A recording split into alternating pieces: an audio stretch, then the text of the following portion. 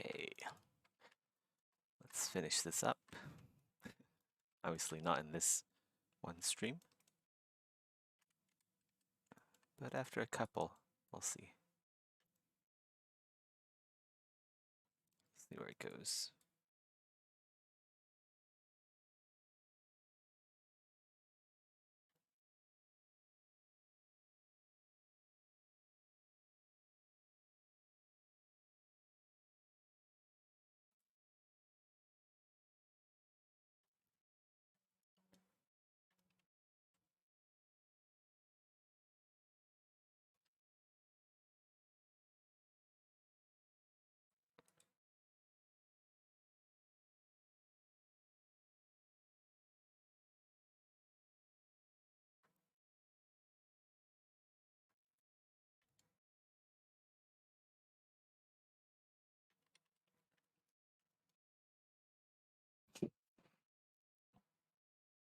Ah, dog hair.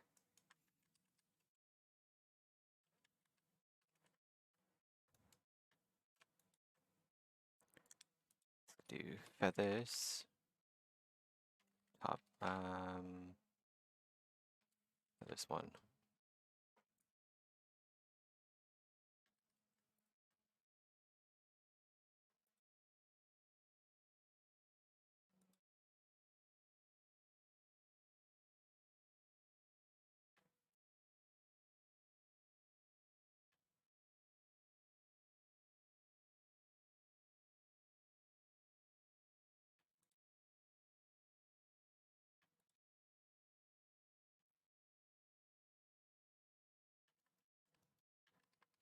Yo, monkey man, what's up? How are you today?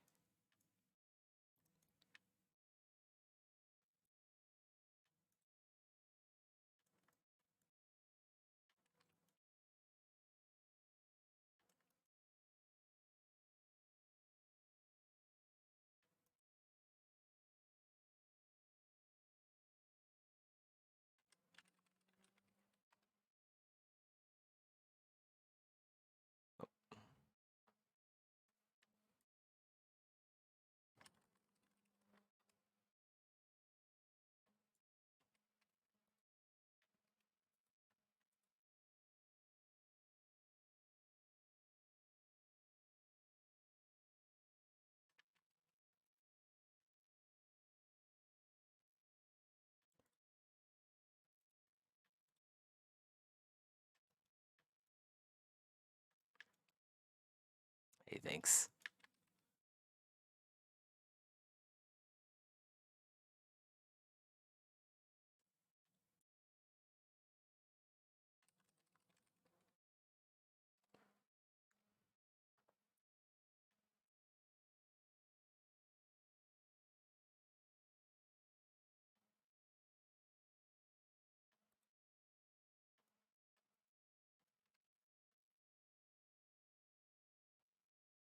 Can I put folders inside folders? I've actually never tried doing that. Be nice to have like subfolders. Mm.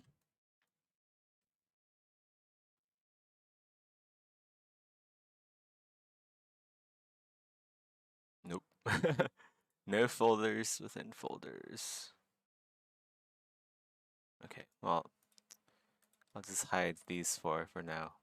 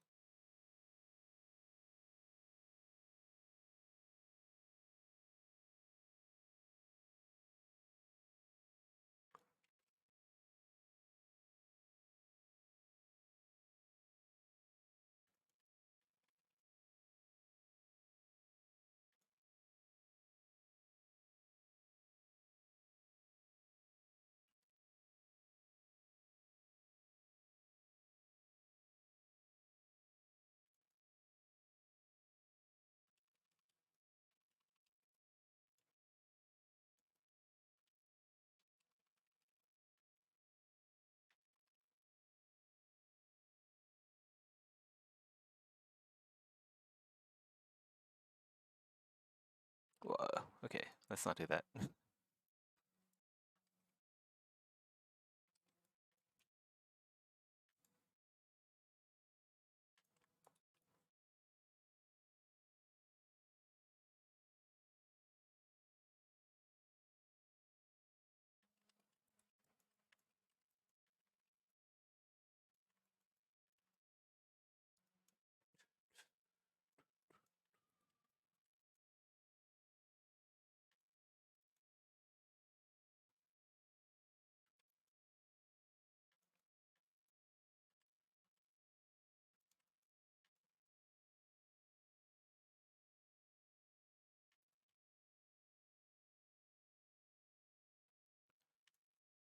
Hmm.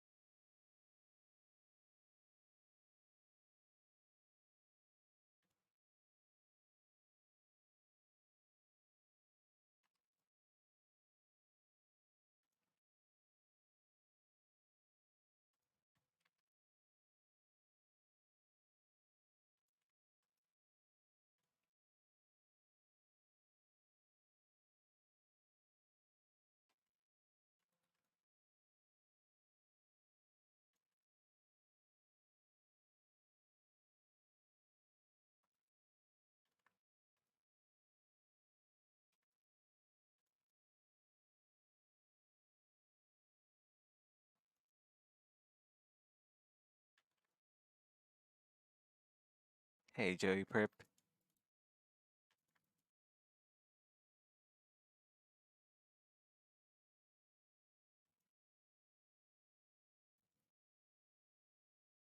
Oh man. How do I do this? How do I do this?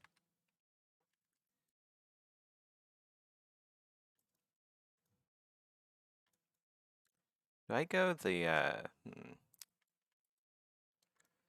so I'm trying to think of like what kind of route I'm going with this what kind of workflow I want to do. I want to do the Dynamesh route or the ZRemesher route. I think ZRemesher might be better. Just because it's cleaner overall and you can really get down with the details. Dynamesh, you can. Dynamesh is really tricky with hard surface. There's a ton of cleanup work they have to do with Dynamesh.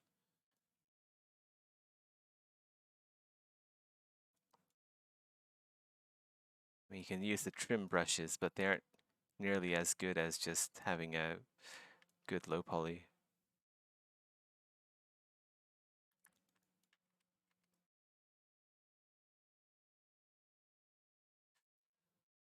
Hmm.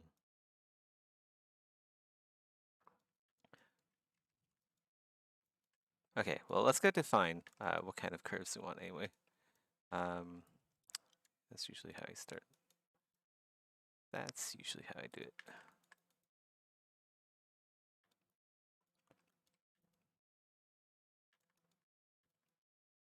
Might actually come in here and do a low poly in Modo. Again, I only have a month to finish this up, so the pressure is kind of on.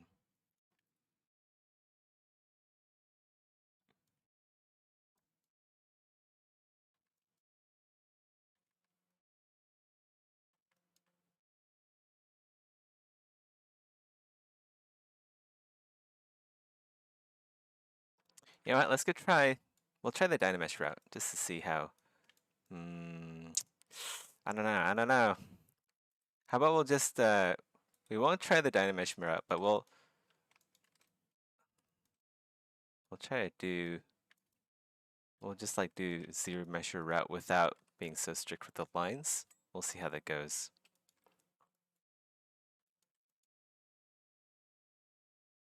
Man, just like Dynamesh, it's really hard to get things looking right. For me, anyway.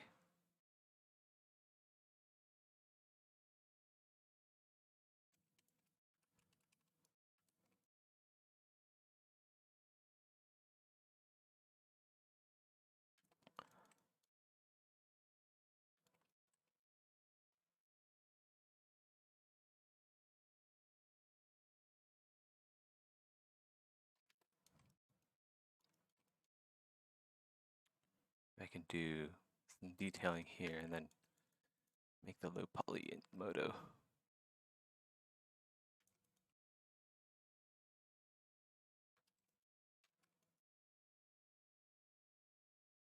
We'll go the subdiv route instead of the Dynamesh route.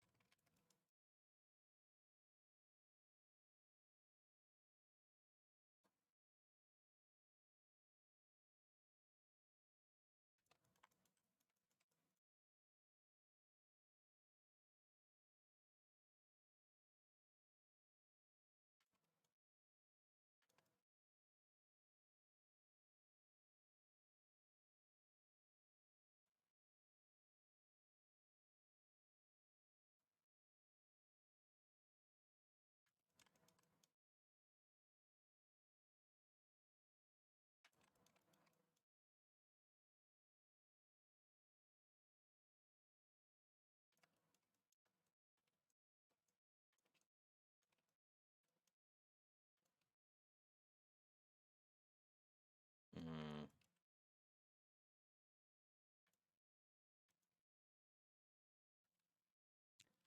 Okay, let's just let's just do the workflow that I normally do. I know it's not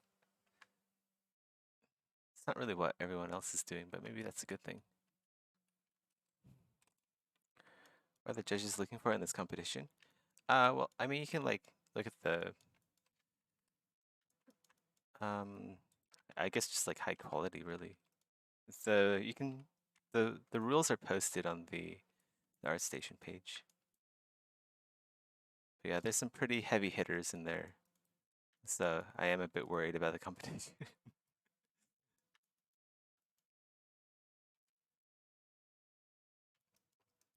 I swear, some of these art competitions. I'm sure some of you guys like play Dark Souls and Elden Rings, right?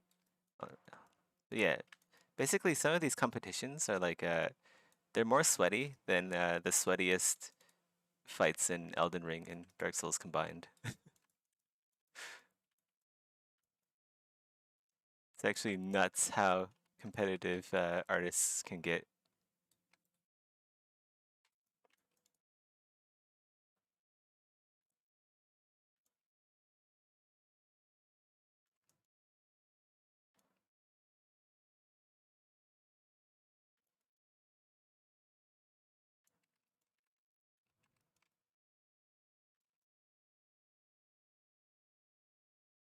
And part of the reason why the competition is so fierce is because everyone wants to be, everyone wants to, a lot of people want to be like an artist, right? Um, and then it's actually like because it's hard, because everyone wants to be artists, it's hard to find jobs as an artist. So, ergo, the competition is very fierce for stuff like this.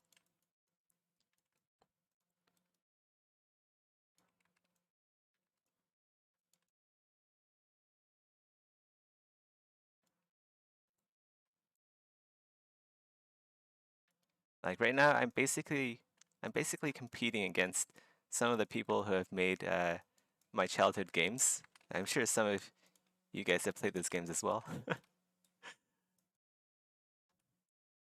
So yeah, it's a bit nuts.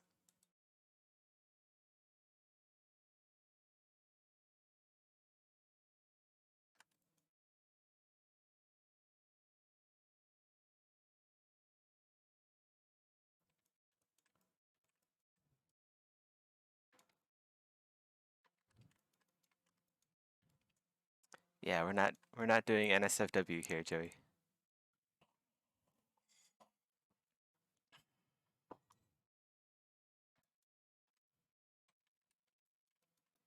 As much as I would like to, sadly, I think that is against the rules. Although I haven't actually looked very closely at the rules.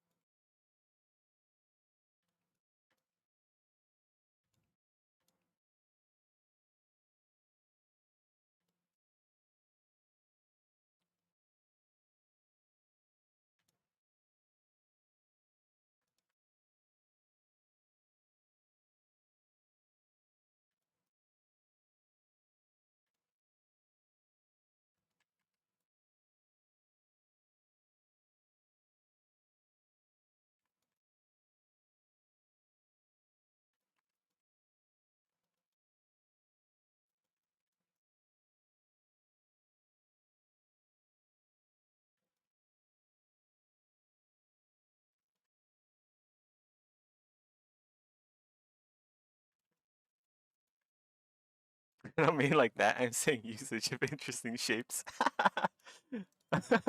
Oh, okay, yeah, I knew that.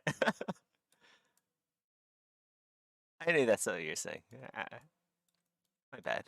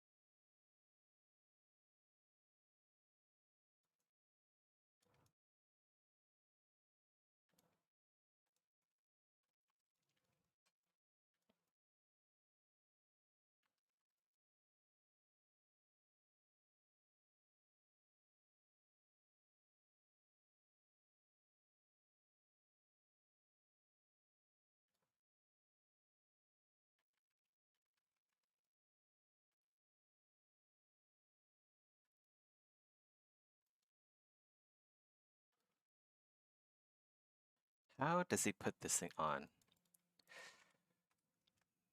It's like a courgette, but there's so much stuff sticking out the top here. And then there's also stuff sticking out the bottom.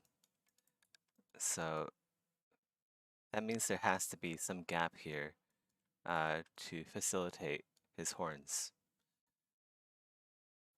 Mm, compensate for his horns or give room.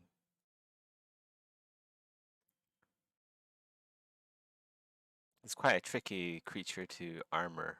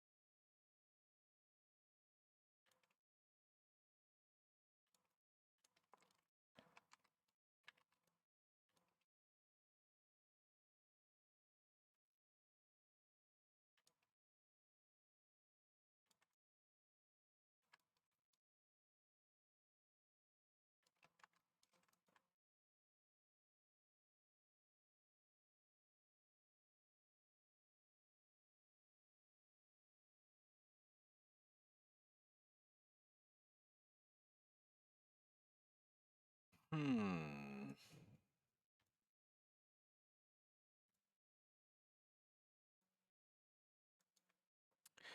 I could just leave the back here empty. Like not have a back plate to the courgette. This would make sense. Because then I can have like a main here or something as well. And then that'd be easier to armor. And just have some straps connecting the front there.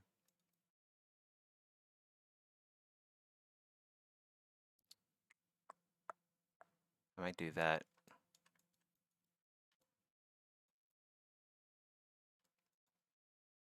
What does it look like with the rest of the cloth, etc.?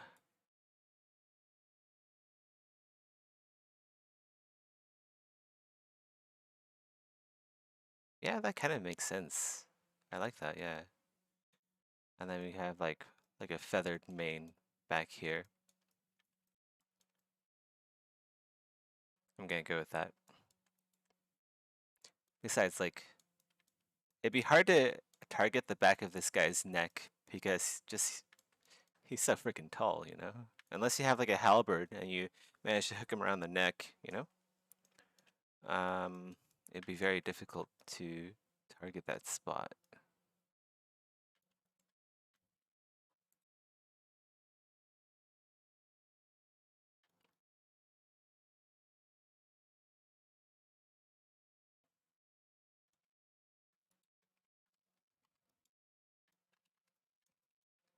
And then this part.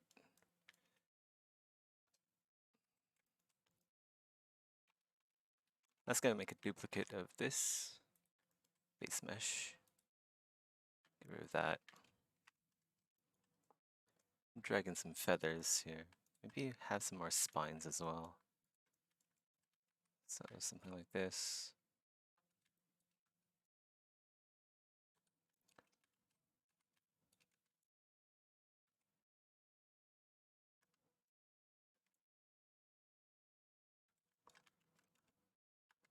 Obviously more varied than this, but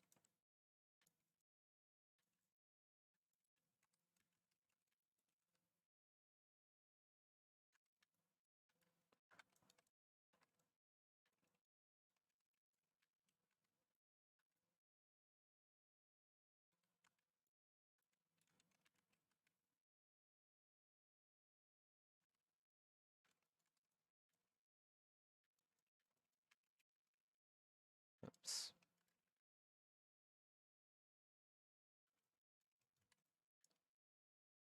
And then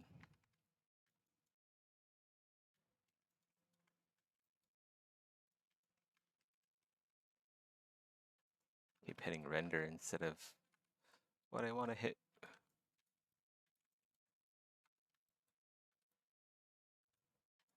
Very cool to see the creative process, isn't it?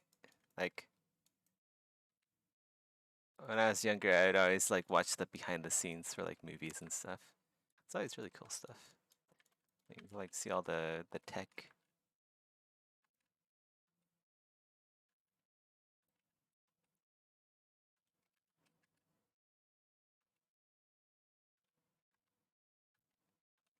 Like how the movie was made. Like how Pixar does their animation and art, etc.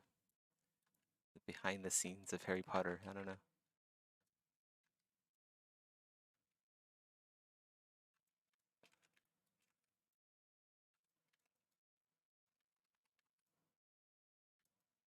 So I'll have something like that. We'll make it better. See what this looks like. Perfect. That looks pretty good.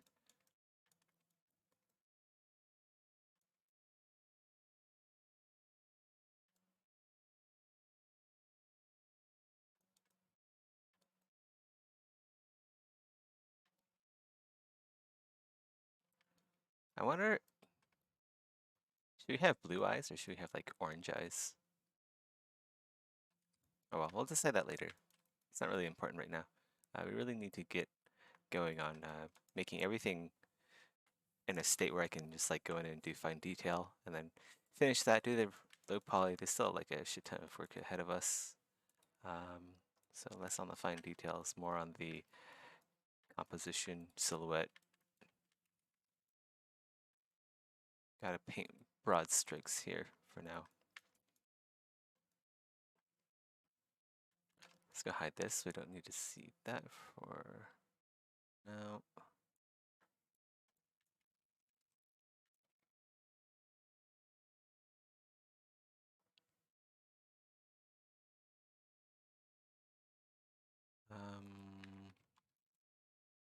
Let's go put all of these details into their own folder as well. Neck, hair.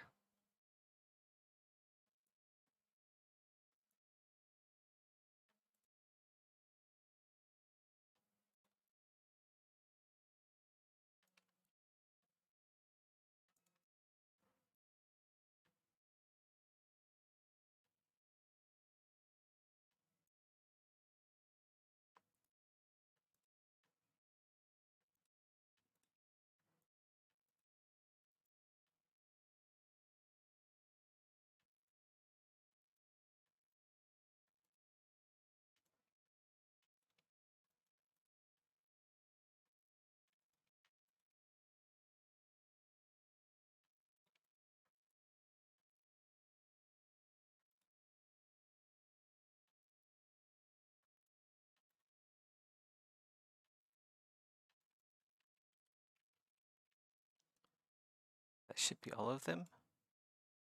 No, I'm missing a few.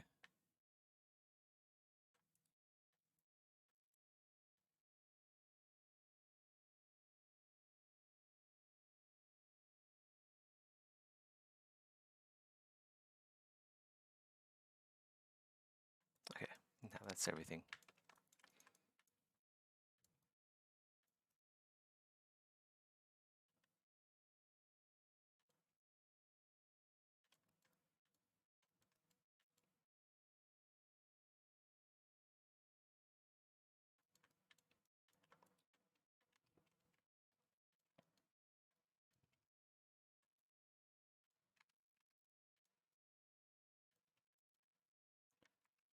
So this guy, he needs an arming cap. If he gets smashed in the face, I guess like the feathers in his horns would cushion some of it, but he really needs like an arming cap underneath here. Especially because this isn't supported by a skull cap or a cranium plate. Although I could possibly put one here. I might actually do that. Let's go do that. I think we can actually fit a skull plate in here and then also have it conform with his horns.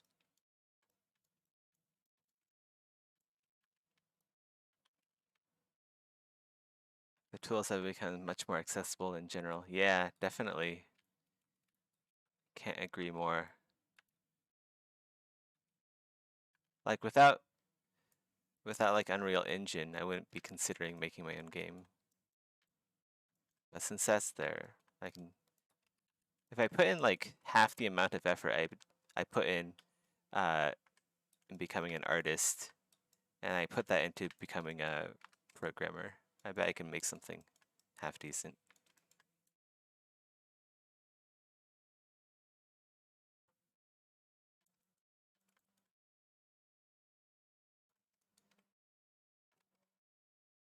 Hopefully. What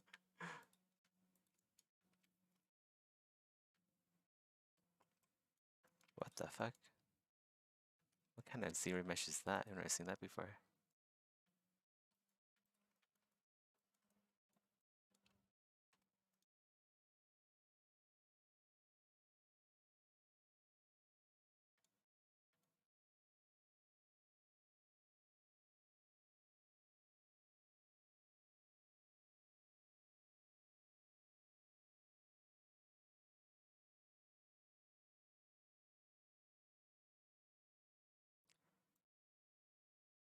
So this will have like a plate that goes up like that.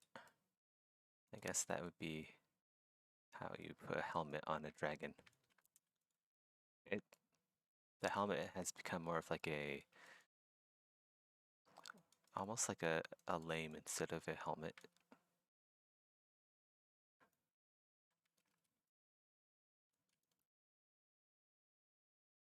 And then that goes there. Jaw plate goes.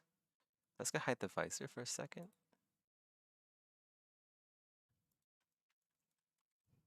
It's one ugly dude.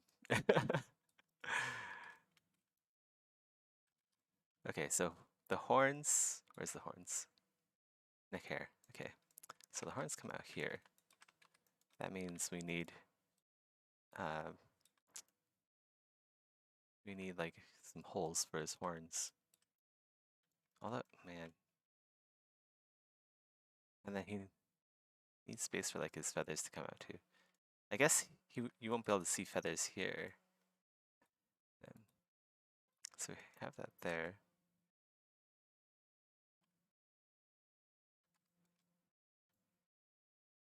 Hmm.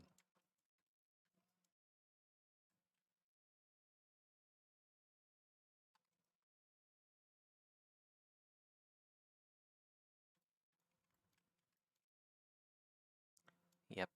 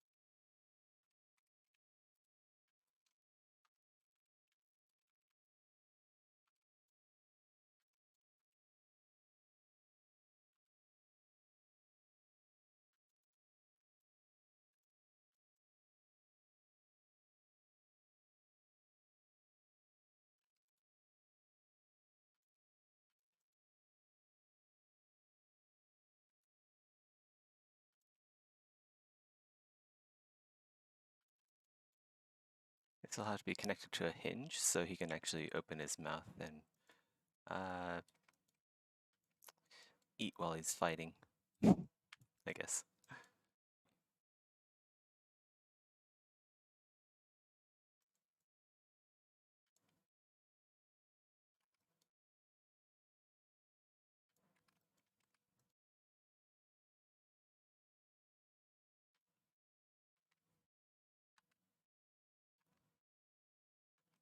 That means this bottom plate here has to be specially made so that I can open his mouth.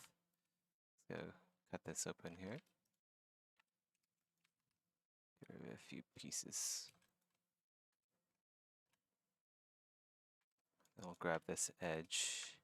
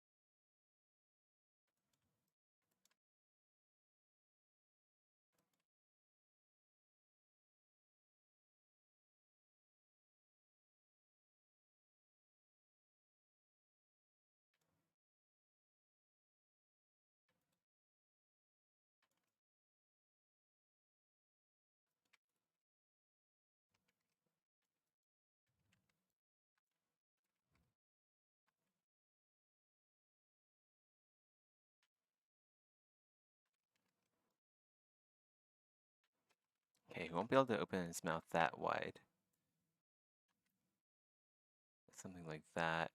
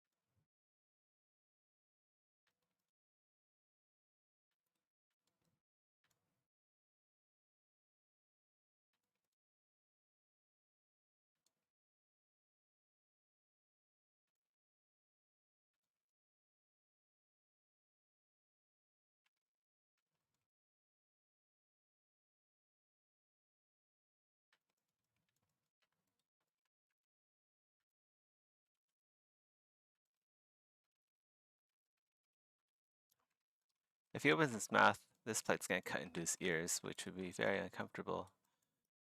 So we'll have to get rid of one of these spikes or somehow facilitate that articulation.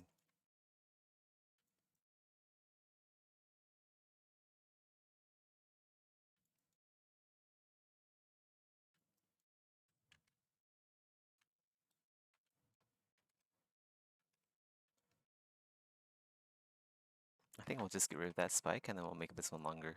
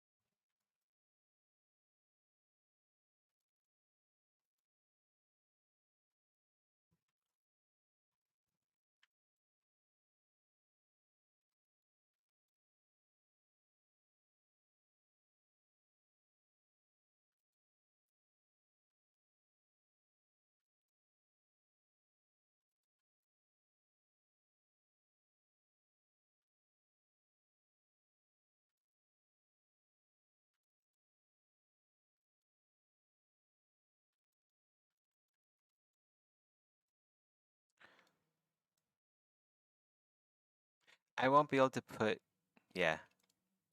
He's not gonna be able to take the helmet off if there's just holes here. Like, how's he gonna pull it off his horns? We actually have to remove a section of the metal here for him to be able to actually be able to take the armor off. Otherwise, it'd be impossible.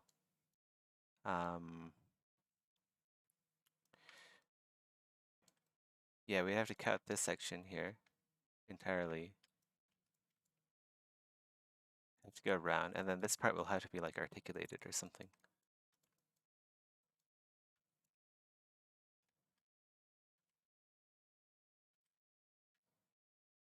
So something like that.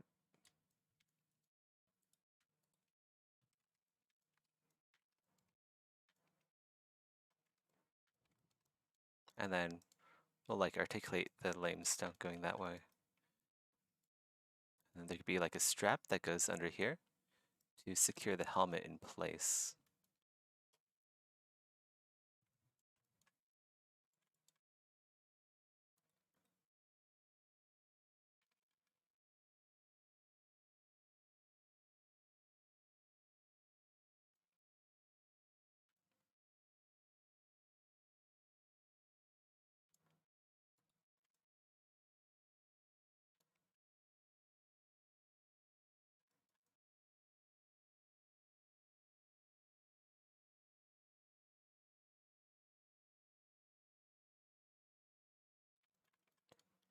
Where's my straps?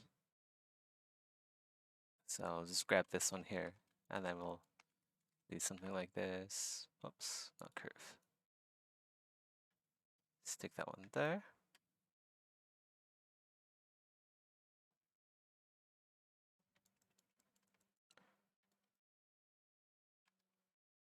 The horns are probably a pretty good place to secure things, actually.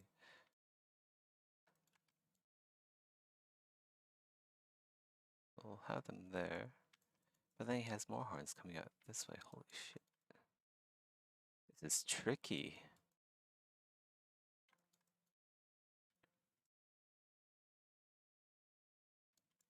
And then of course he needs... Okay, let's go hide the top part first. He really needs a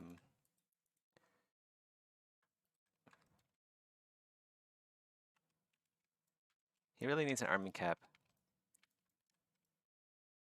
This is gonna give one to him really fast. So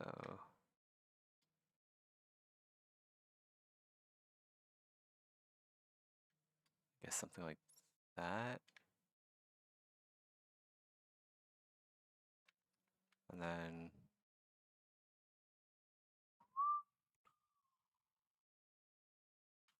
like that. And then we'll loop around the ears.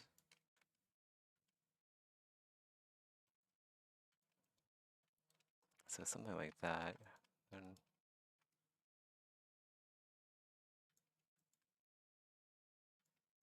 um,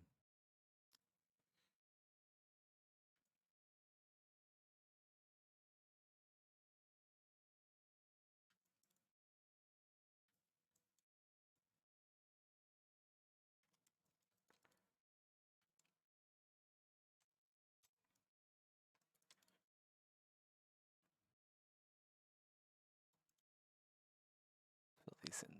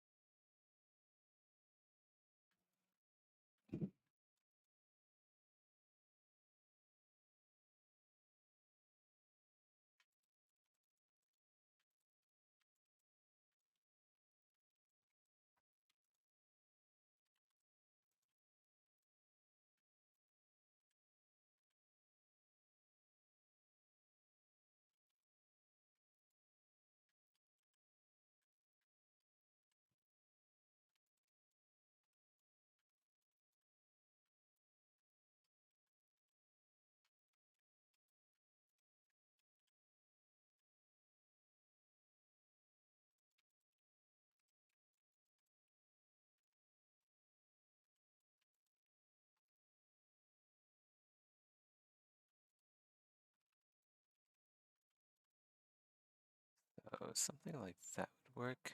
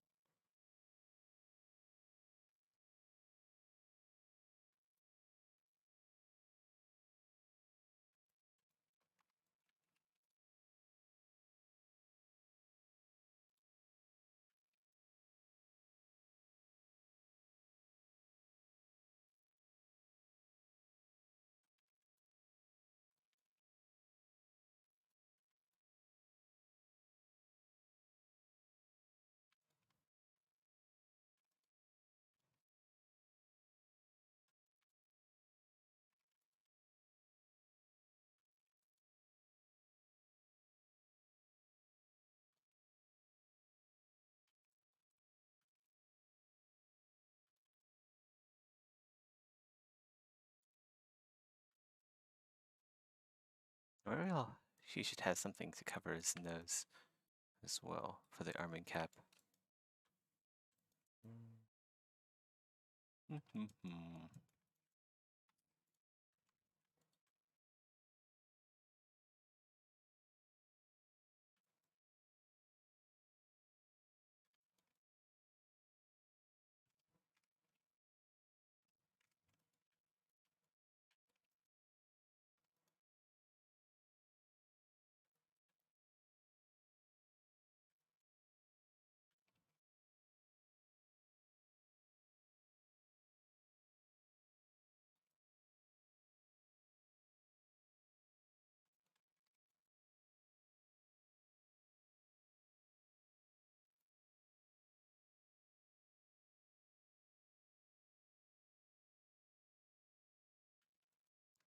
Alright, so that's the arming cap.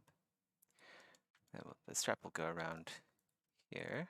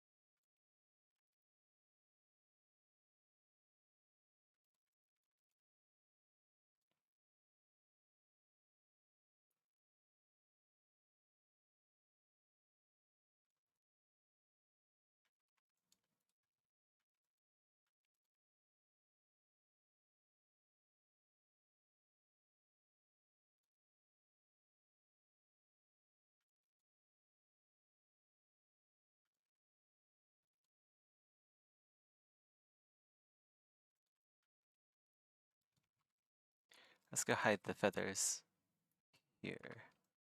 We should actually just delete them or move them somewhere else because I know I'm not going to have feathers there now because of the helmet. There has to be a helmet.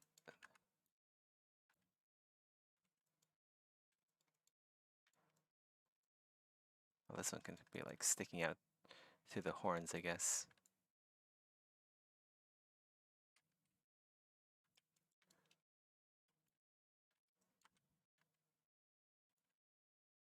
Something like that.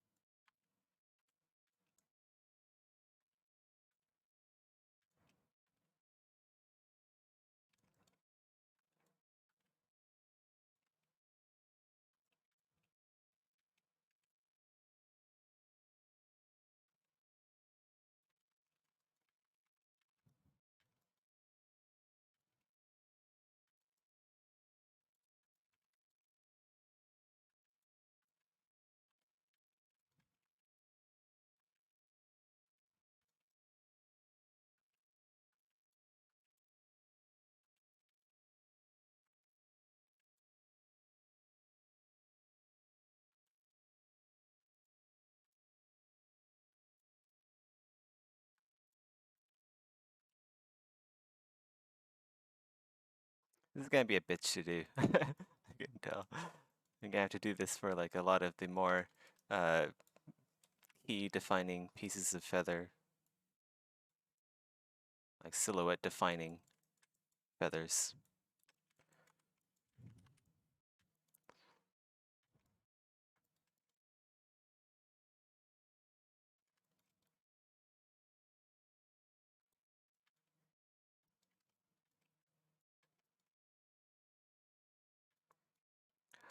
This strap here, let's go separate that out.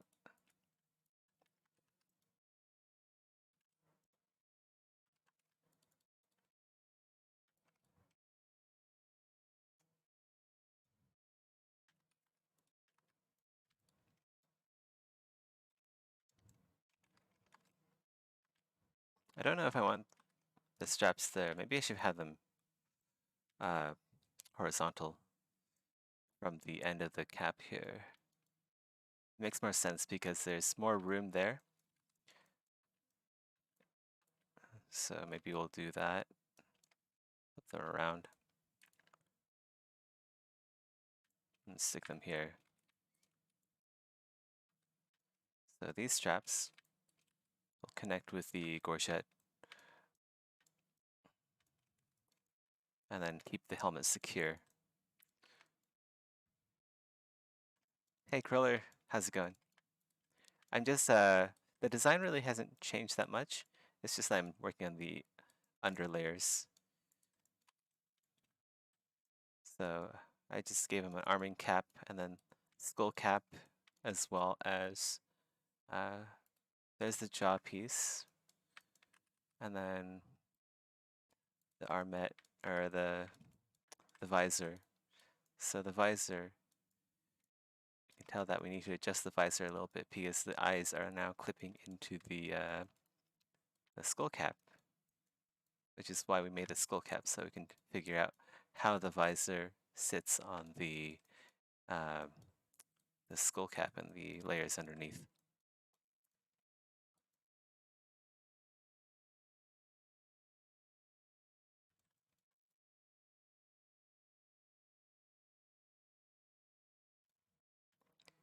One thing that I find cool is making armor for creatures and animals and basically anything living that isn't anything living that's other than like human, non-humanoid, right? It's actually not that hard as long as you have the basics.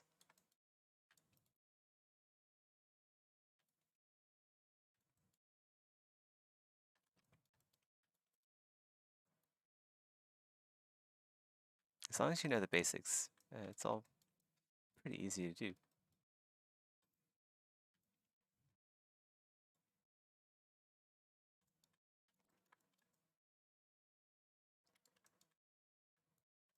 How's the weight?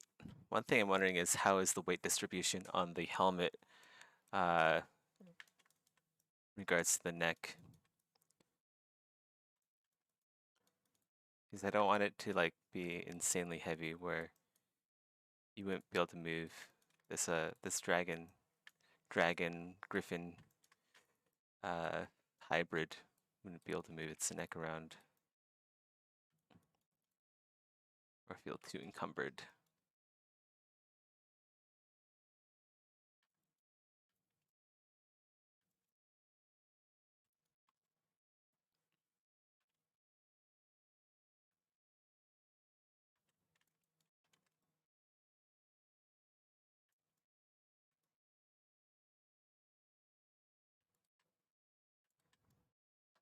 So I make these straps a little bit bigger, just so they distribute weight better, and they look a bit better when they're bigger too.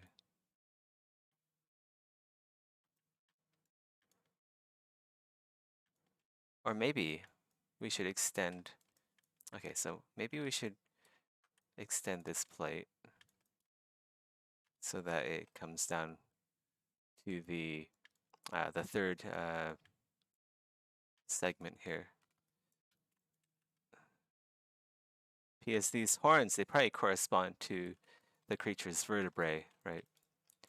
You'd have like, these would be like extensions, almost protrusions from the vertebrae. So it makes sense to extend that a bit more, have a bit more protection on the head, and then rotate these so they're coming down horizontally or parallel with the gorget. We can make these a bit smaller again.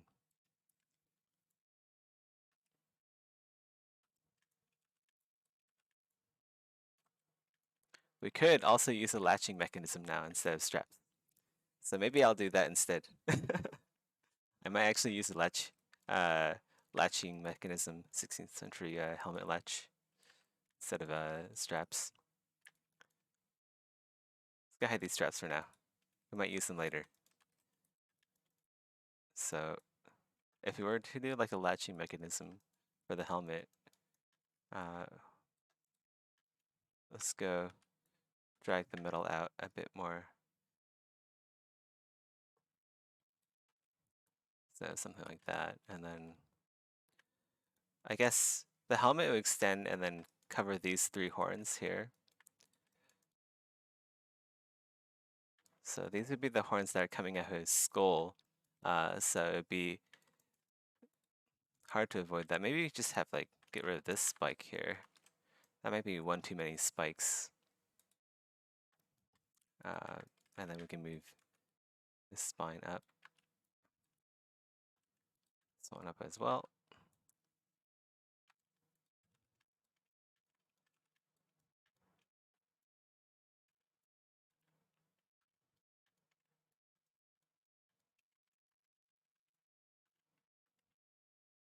Something like that.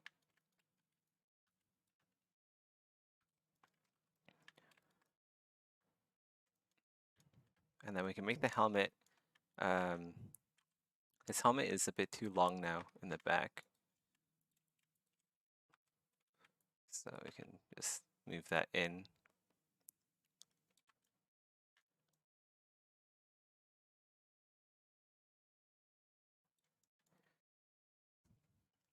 Yeah, exactly. How do they move? How could they move more effectively in this armor, etc., etc.? Basically, you treat dragons like furry dragons. You gotta treat scalies as if they were real, like IRL.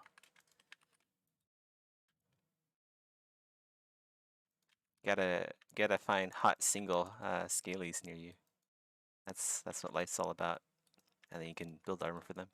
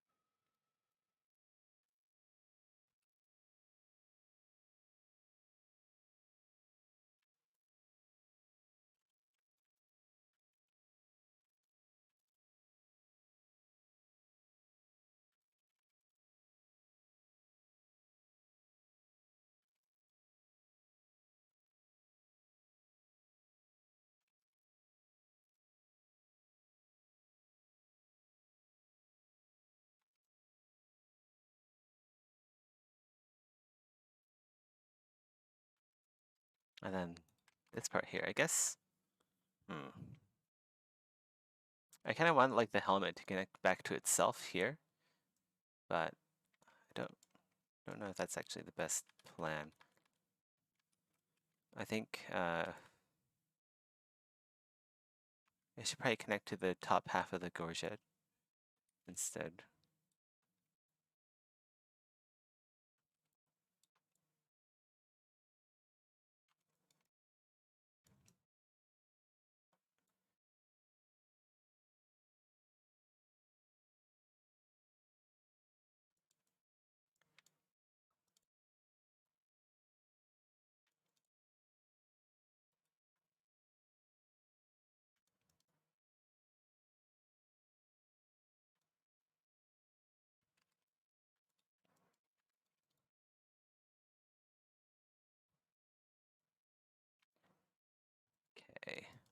That looks pretty good. That looks pretty convincing now.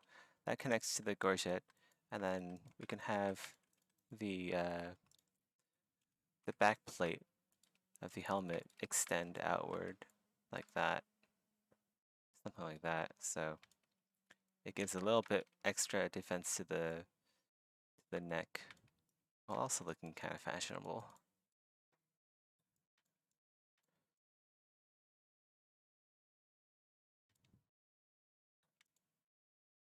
And then, of course, we can decorate the top part of the helmet with something. We can add a plume or something like that there. I know this dragon is already plumed, but we can add artificial plumes that are not part of the dragon. So, I was thinking maybe we can do like some sort of. Let's get these feathers out of the way first, and I'll continue my train of thought.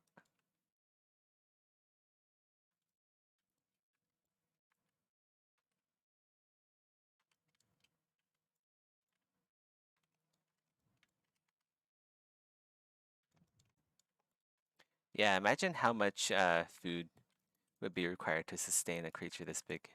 I mean, you're talking like polar bear size, right?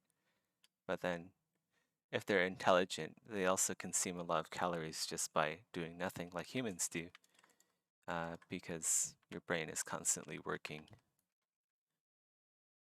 So they would eat a lot. And they might eat humans.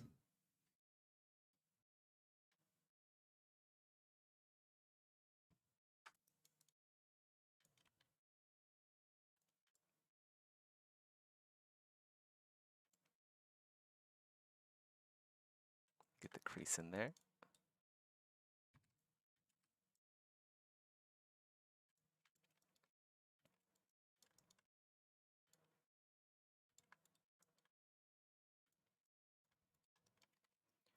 We can actually make this back plate pretty decorated. This is a really good place to put in detail, I think. You do something like this.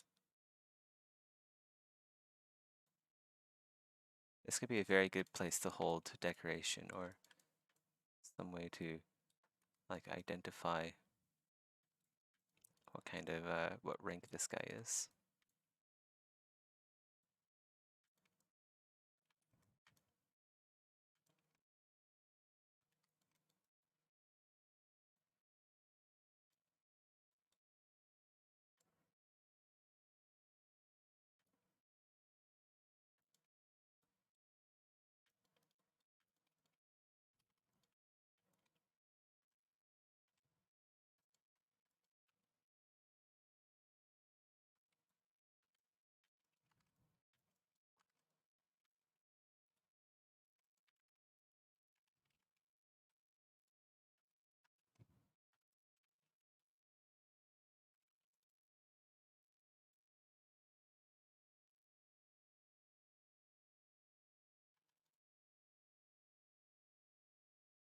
Three cows a day.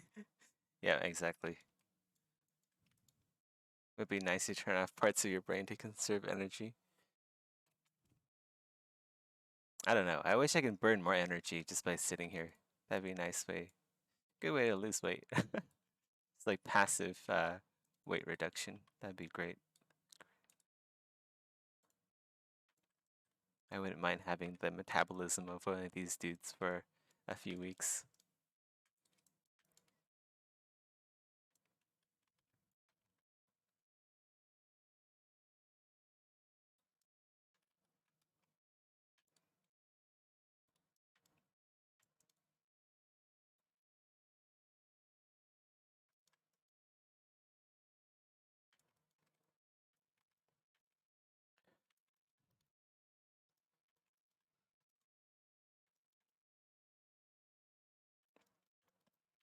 Okay, we need like some sort of plume that comes out here. That'd be pretty sick.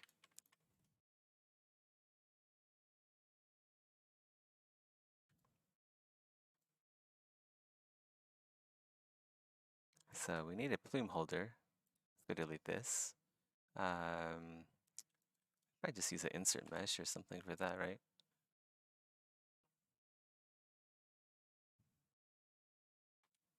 Let's go grab this bit here. Really, all I need is like a cylinder or something like that.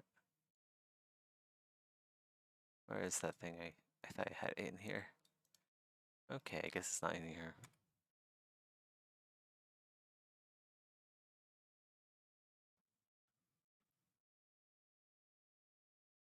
You know what? I'm just gonna, gonna grab this cone real fast.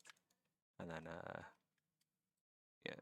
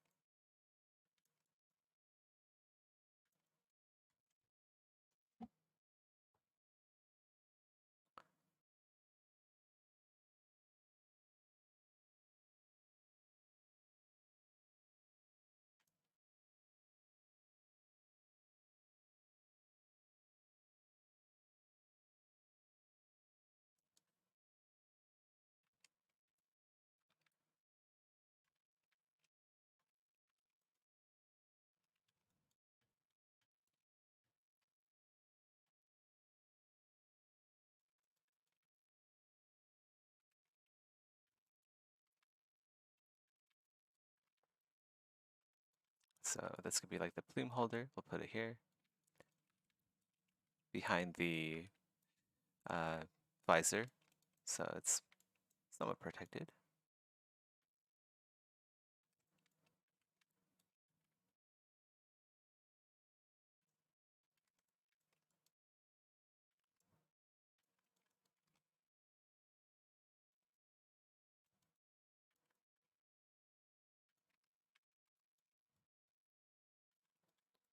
What should the plume look like? I'm thinking like some sort of like really long feathery ribbons.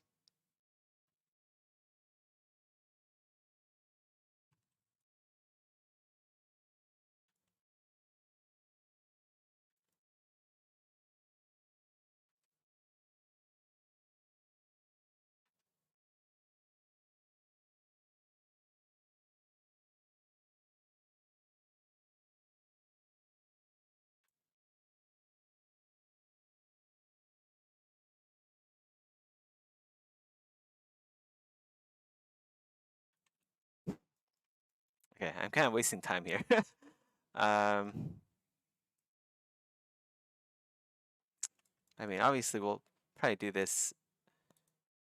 We aren't gonna do this in high poly. We're gonna map it out in low poly first and then attach them. But I do want to figure out what we're doing here.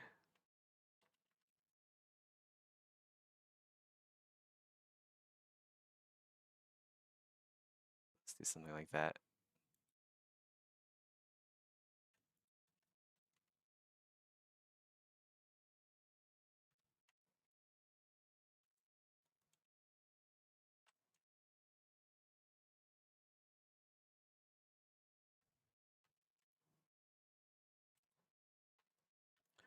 I have like a 2D plane. Just like grab that.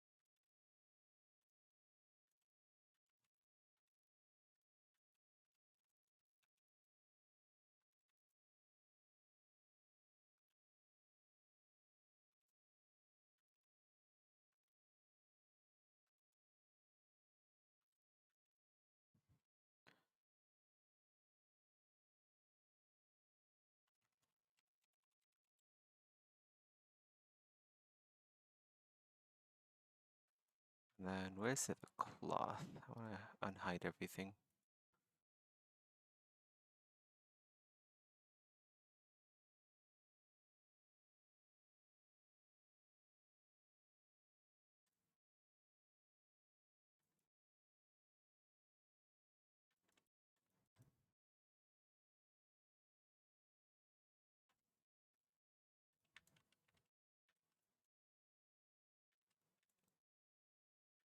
Mm.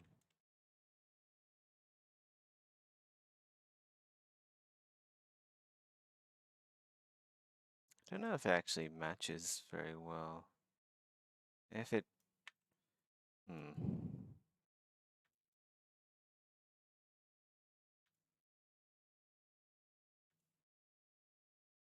We'll need some kind of I don't know what kind of color it should be. Should it be just like white or red or um, yeah,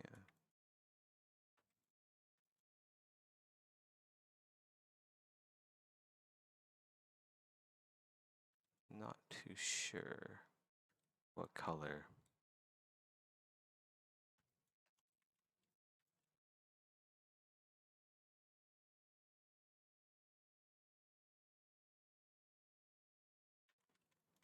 Let's go try red.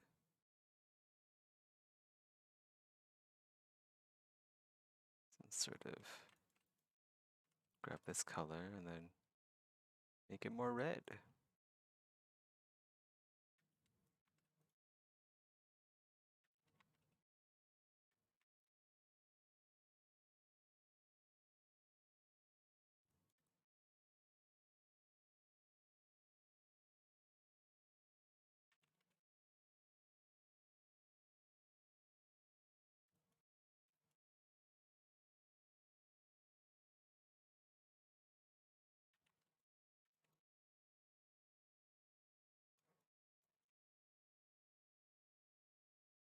Hmm. Definitely, this is definitely something that needs to be carefully implemented. Otherwise, it's gonna look pretty silly.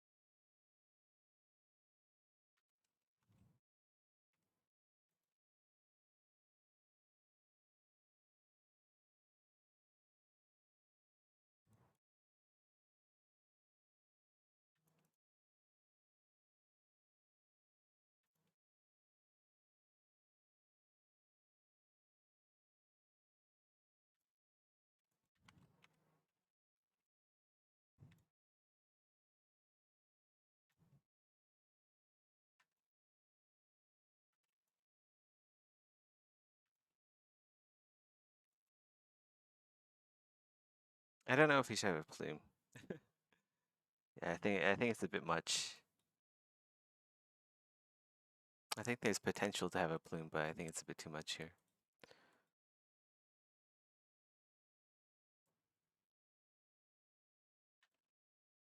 We'll do something a bit more down to earth. This is gonna make like some sort of crest or something, steel crest.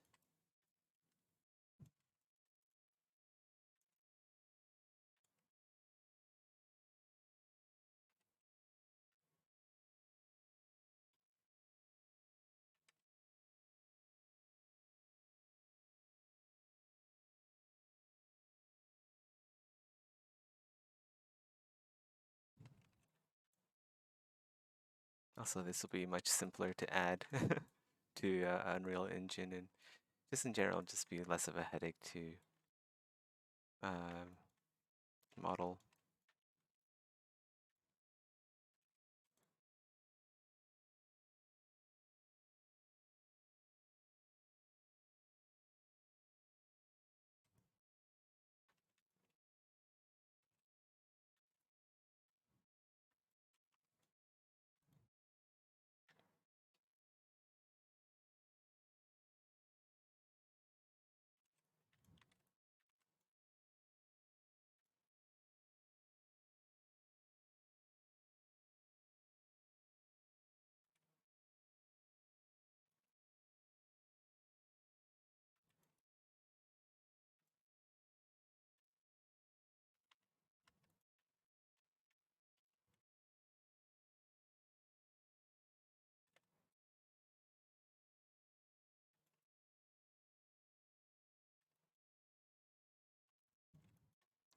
Thanks, Pseudo Kid.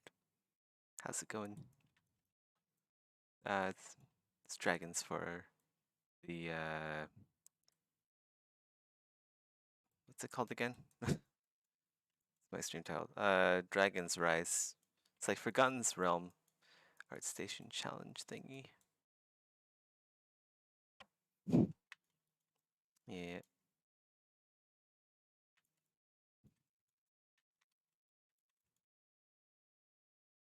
Hey Cervantes. Hey Arkham. 10 out of 10 did not see the raid. Oh wait, I got raided? Oh, okay. No, I didn't see it. Sorry. Yeah, thanks for the raid. I still don't know how to raid people on Twitch. Haven't bothered to look into how to raid people. Also, this channel doesn't get nearly enough views to warrant raiding. Ah, okay. Slash raid.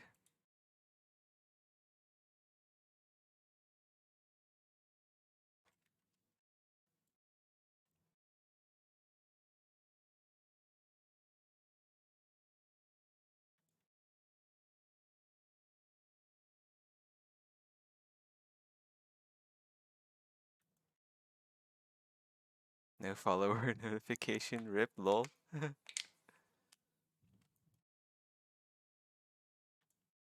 Yeah, I should probably look into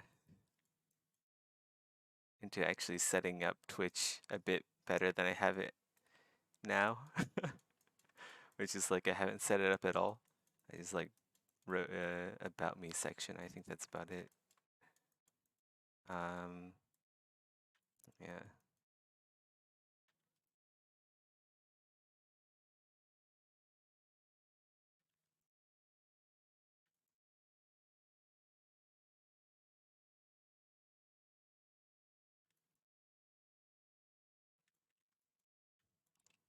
Let's go separate this bottom half of the visor into multiple sections so I can actually make use of the geometry.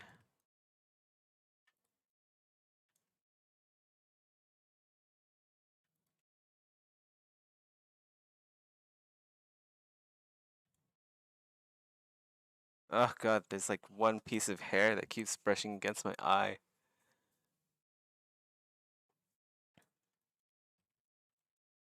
Thanks, Cervantes.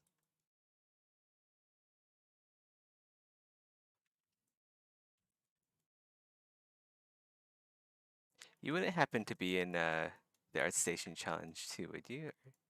Or do you just like you just do like 3D stuff?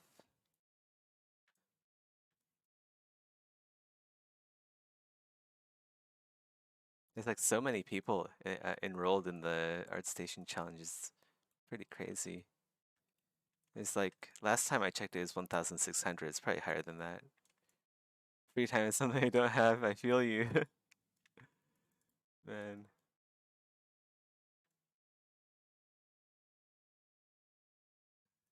Yeah, I'm burning the midnight oil on this thing.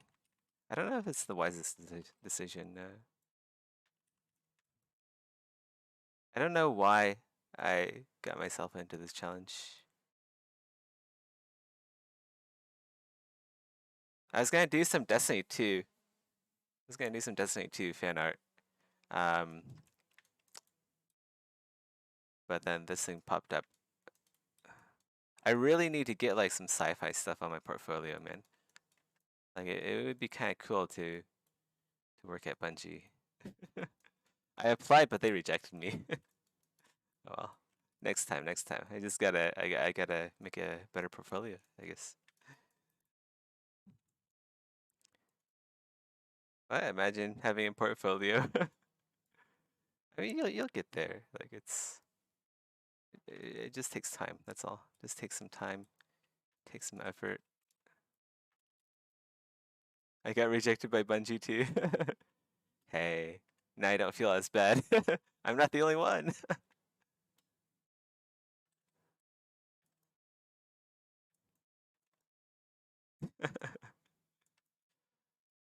Imagine working as a 3D artist, lol.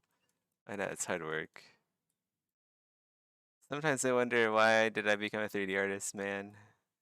It's just I guess I get to make cool stuff, but man, it's just the competition is insane and the work is also insane. And the pay is bad to average. There isn't really anything better than average unless you're like an insane superstar artist. It's hard work to get work, Rip. Yeah, yeah.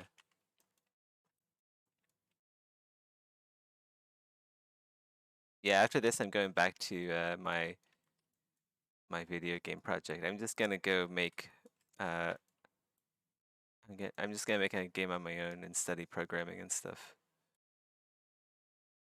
Because you need like a backup plan. What if everything, all all the poop hits the fan, right? Like I have a job now, but what if I don't have a job? Then what am I gonna do? I'll have to like make my own game, and then another thing I've been looking into is maybe like going into advertising, or like I know it's like horribly soulless to just go into advertising, but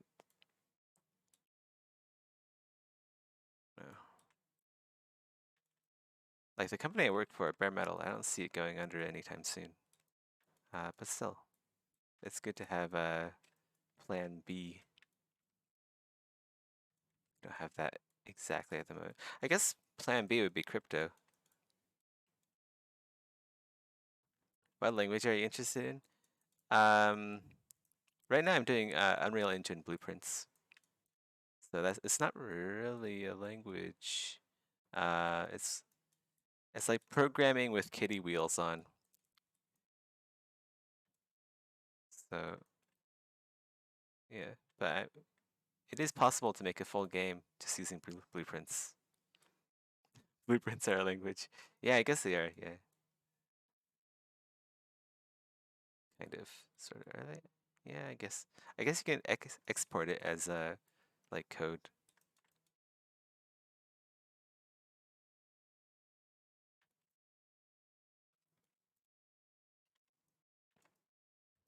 Catch you later, Cervantes. Thanks for the raid.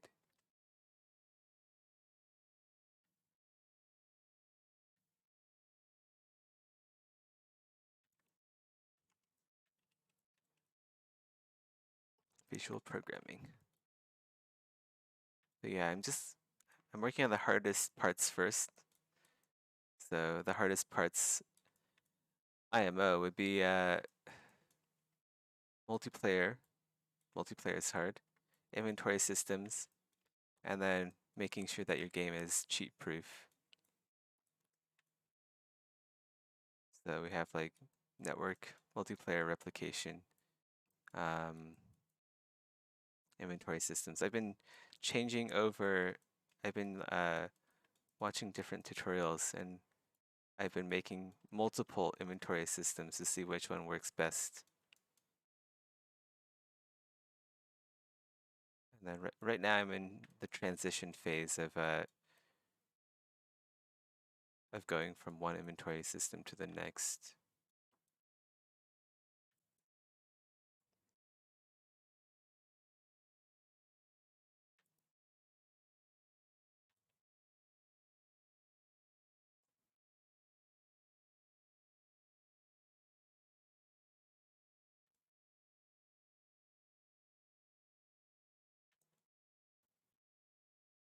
Many ways to skin a cat. Yep. Poor cat.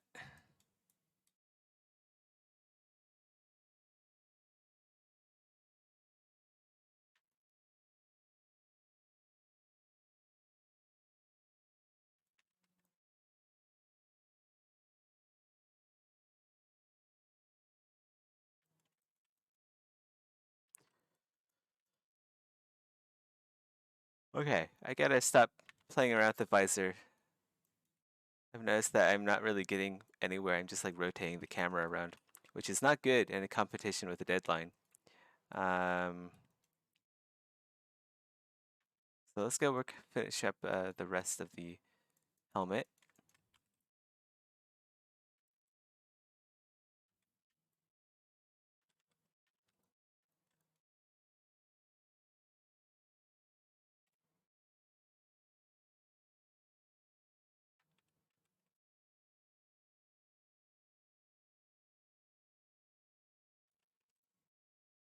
Something like that could be cool.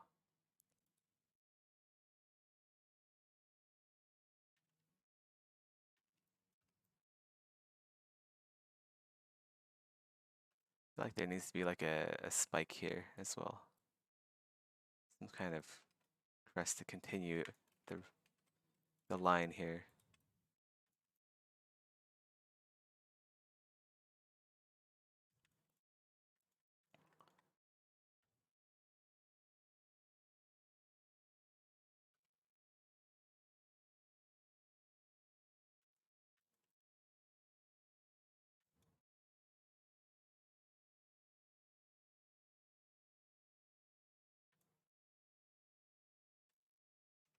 How did you get so much detail on the dragon in such a short time?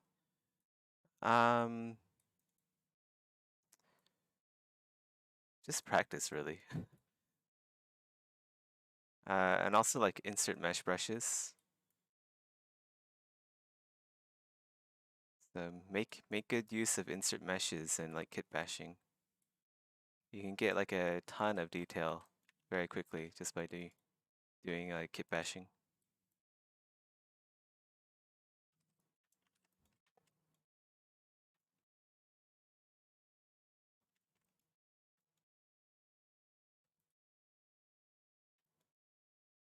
I kind of want like a you or something, a rondel. Um, something right here, like some sort of strap that goes across. Okay, so he's left-handed, or no, he's right-handed. So that means he's right-handed. The strap should go across like that, I think, right? Less like that. It goes like that. No, that means the strap should go that way. So then the weight is resting on his left shoulder.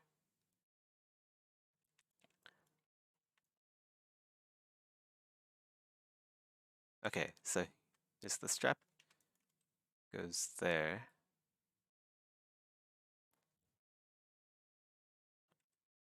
Um,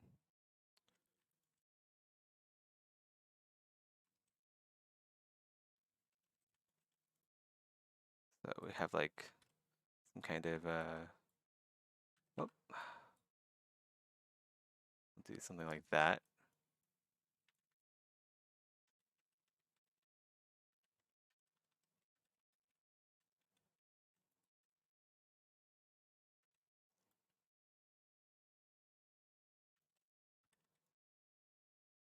Do I plan to retopo? I have to retopo. It has to be like a fully um, made character rendered in Unreal Engine. So I might as well just like rig it and actually just have it move around and like do animations for it too, because I mean, if you've taken all the steps to actually get it into Unreal Engine, you might as well do the final touches like that. So just like play as this character, might as well.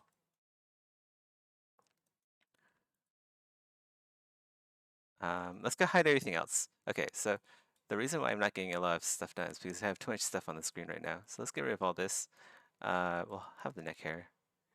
Hide the weapons, hide the cloth, hide the wings, we don't need that. And then now we can work on the armor. Just realize the material's a bit off. Okay, he doesn't have a back plate because he just has too much going on in the back. He has way too many wings. He has 6 wings coming out of his back alongside the horns and feathers, which is just nuts. Nutty amount of detail in the back. So we can't have a back plate anymore.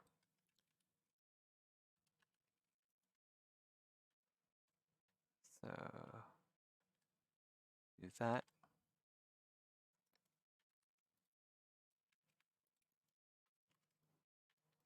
Although I do kind of want that bit there.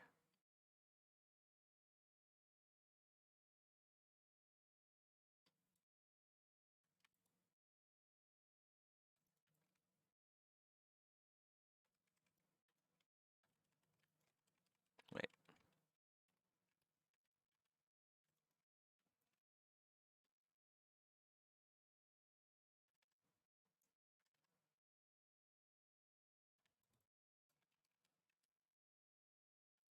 Why isn't it cutting?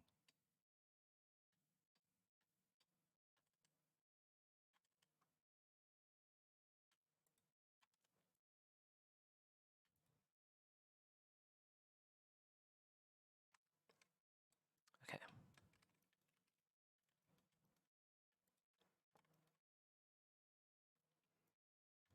Let's go give him a tunic or some sort of gambeson underneath. So the gambeson,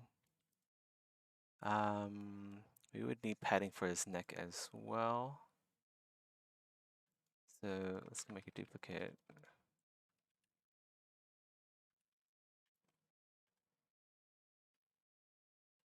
That's the neckline.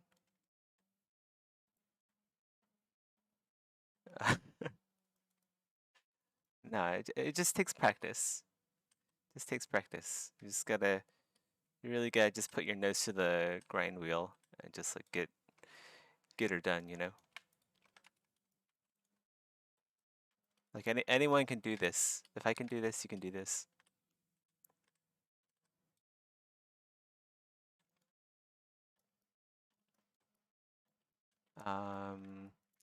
Okay, so the neck padding will be separate from the gambeson.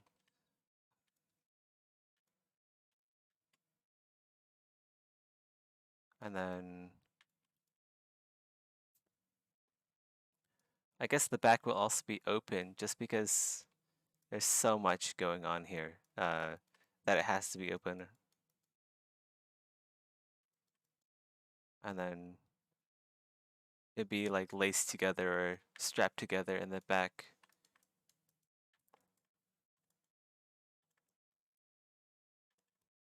Hey, Gigantomecha. Also learning ZBrush. Cool, very cool. Going full environment? Ah, cool. I mean, environment's still difficult, but there is less competition, or so I've heard. So yeah, it might be easier to get a job in environment art than character art. But yeah, environment art is tricky too, because then you have to like learn procedural terrain materials, and that is pretty difficult. It becomes more like tech arty than like art arty.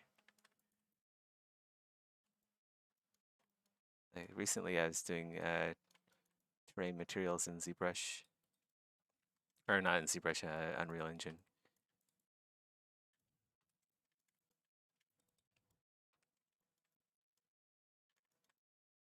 Padding there, padding here.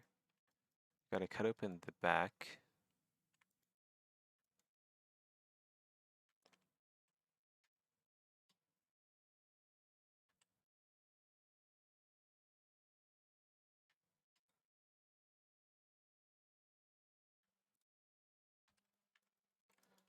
And then this would be like the shirt, because he already has pants, I think, so should be good.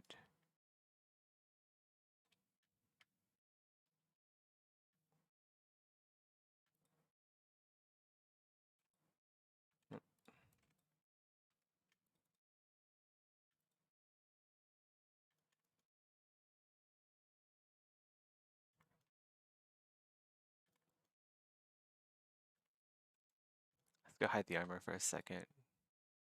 Uh, do, do, do, do, do, do.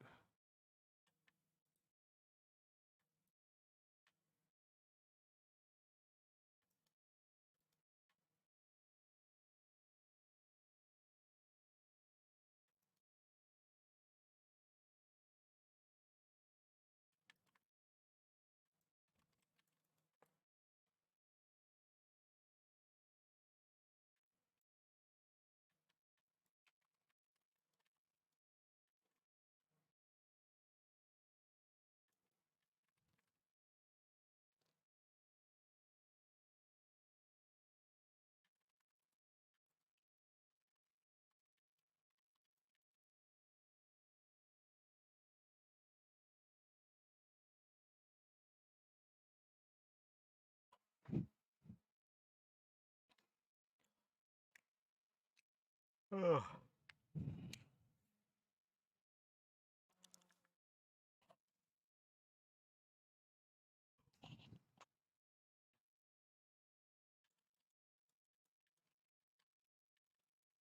Oh, are you asking me if I have an ArtStation or asking who are you asking? But yeah, I do have my ArtStation listed below.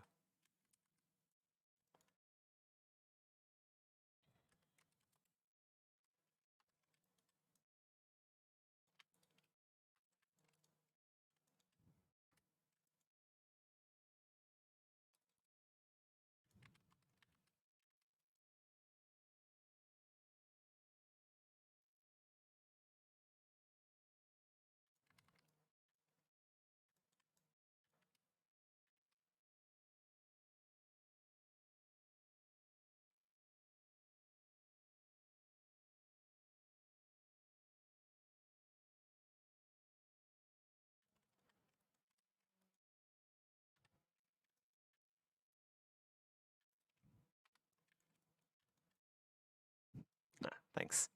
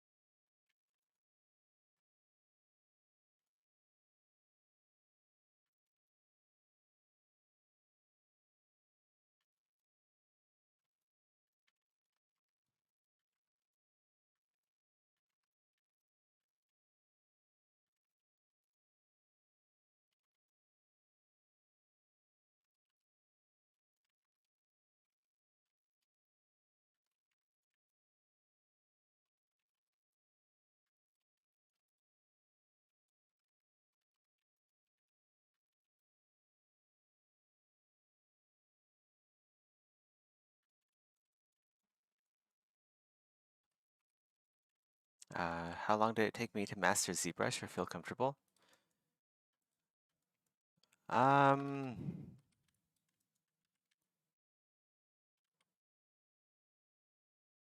Maybe 4 or 5 years.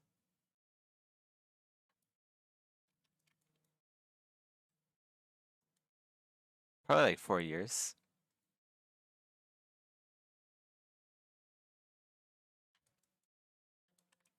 Yeah, took a while, a little while.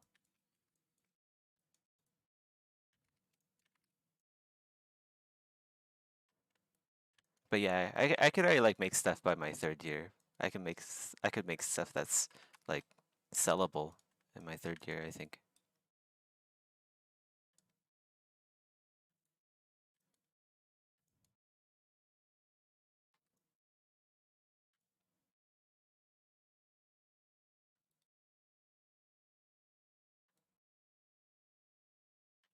I'm sure there's people who are faster, people who are slower. It's really like a personal thing, I would imagine.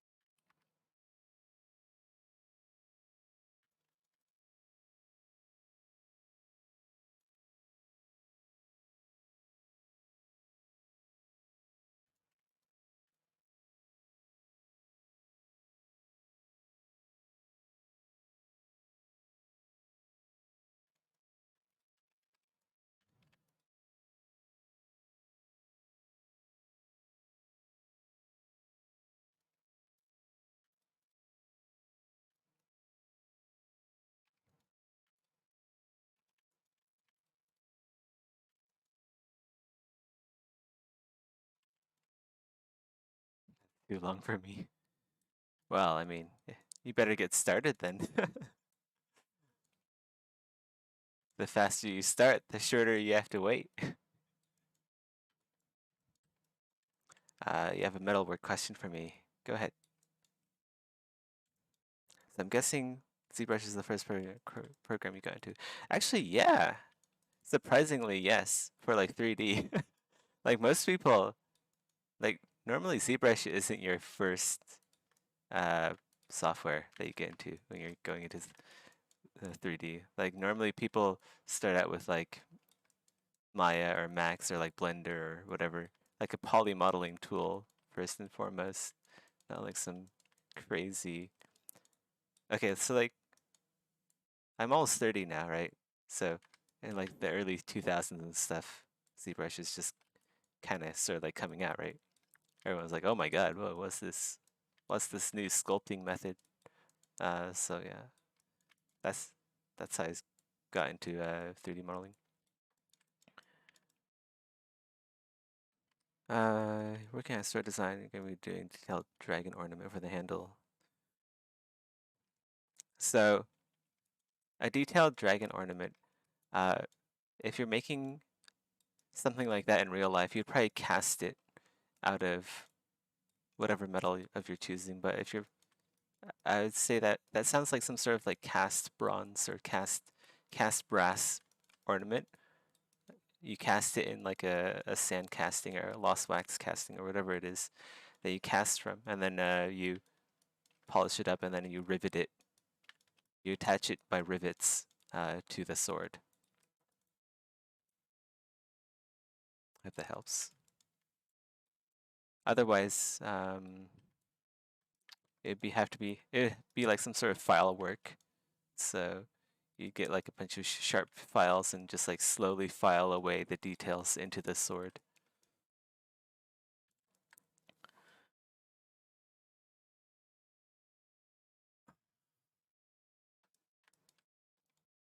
How do you do the wing bone detail on the Worm Lord? Oh, that's just like insert. That's just insert meshes, IMM brushes, and also alphas. So you'd have to UV unwrap an item. You'd have to go to like ZBrush, Z plugins, UV master, unwrap, and then you'd go to noise. I'll do it in a bit actually, if you stick around, or you might be able to find it somewhere in my videos. I've done it before. Yeah, it's pretty straightforward once you get the hang of it. I feel like the chest isn't big enough here. It needs to be a bit wider here.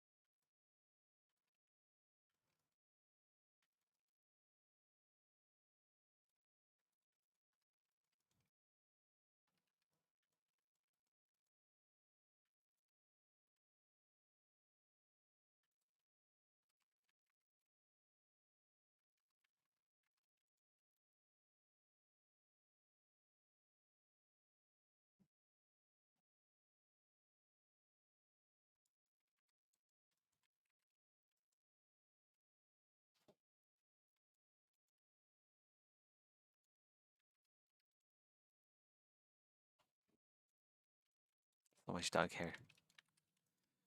So much dog hair. Where's that dog? He's sleeping.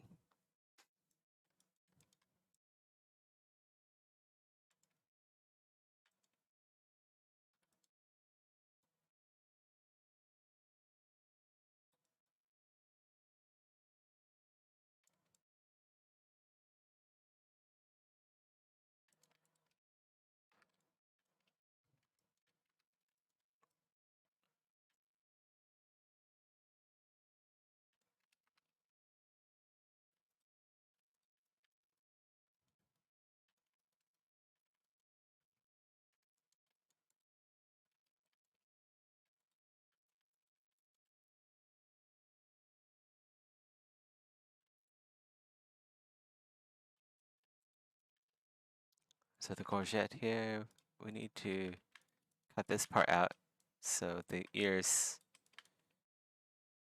have some place to go. But then I also have to connect to, or does it? I don't know if it actually has to connect to the jaw plate. Ideally, it would.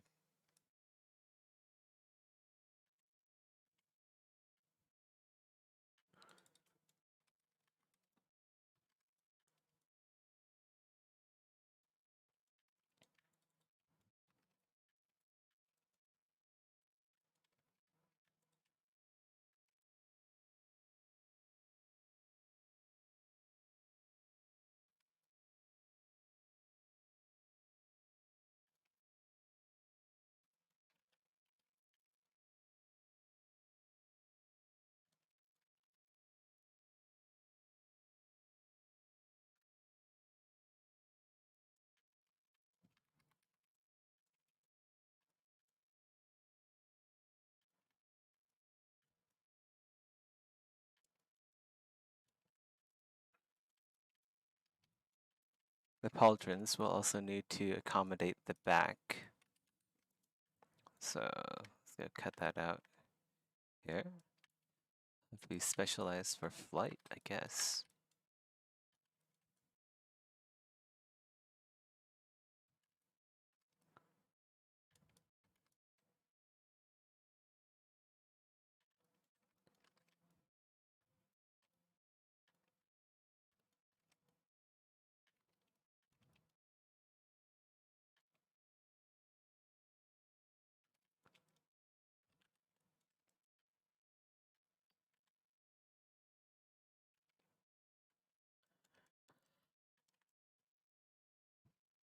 Yeah, sure. One sec, let me go.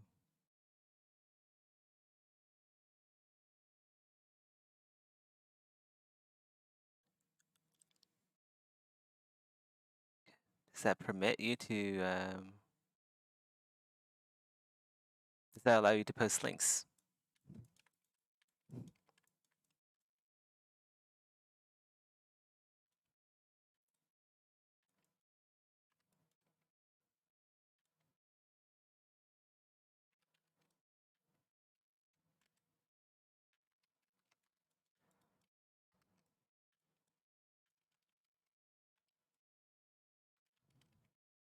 Ugh, rip.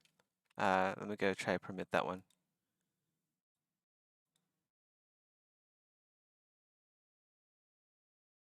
Okay, maybe you can DM me the link and I'll post it in chat.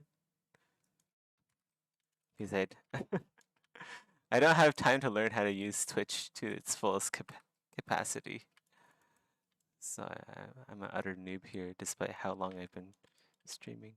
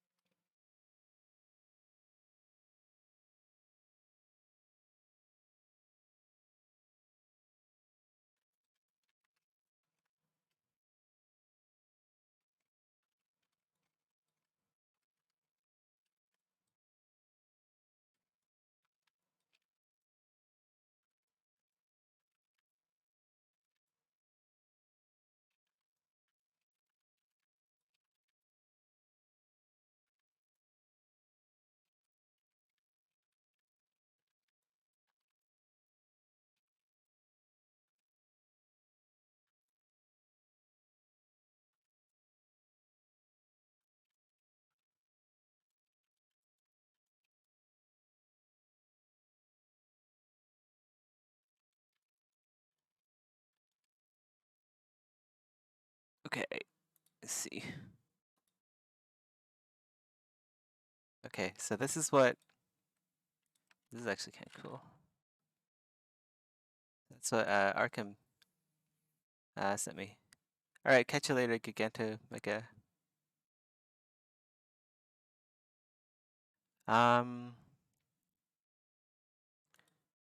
Okay,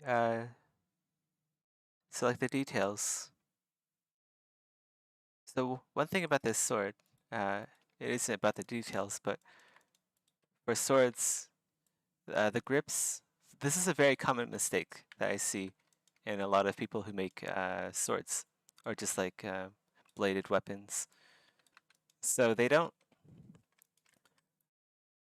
So if you're making a sword handle in most cases is not a cylinder. It's not a cylinder like this. So if you're making a sword handle, um, you want to make it like an oval first off, or something like that, right? So if I can get, what the fuck? It's my RGB. Okay. So grab those, and then you kind of want to have like an oval shape. Sometimes it depends on the sword, but what's more important is that if you have your sword blade, so we'll just say that this is your sword blade, right? And then it's flat on this side, right? So this is just like your sword blade coming out. Um, you don't want it to be like a circle, otherwise you won't be able to feel which side the edge is. You want the handle to be flattened like that, so that you can actually have proper edge alignment. And with like the sword blade, you also need distal taper. But in addition to distal taper meaning the blade goes narrower at the end. So this would be distal taper. You also need, I forgot the term for it, but it's also tapering on this, on the z-axis. So it's tapering this way, and it's also tapering that way. And that is how you make swords look realistic. And it's really bad because I don't see, there's only like a couple 3D artists in the world that actually know how to do this. It's weird. Like, I guess like the people who make swords for Witcher, they know about that. I'm sure there's like a few other games, but it's very uncommon to see that in video games, which I don't understand why. It only takes like a couple minutes to Google this stuff.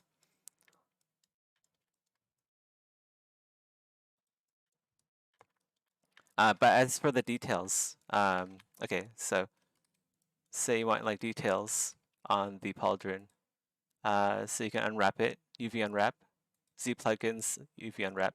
You can also change the parameters here if you want. But now this is UV unwrap, so if we go to flatten, this is what the UV looks like. So this is the UV of the pauldrons.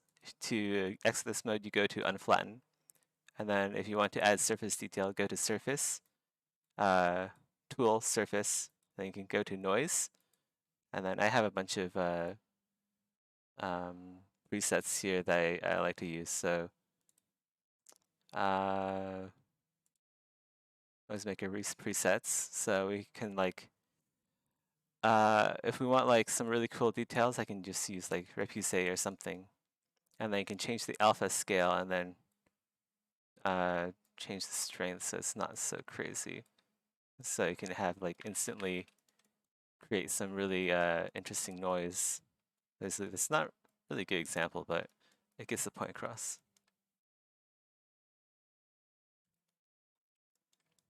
All right.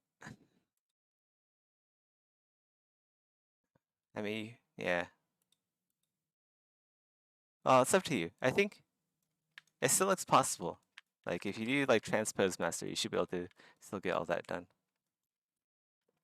Like if you want to make wide sweeping changes to your model, you go to Z script or Z plugin, go to transpose master and just transpose your mesh.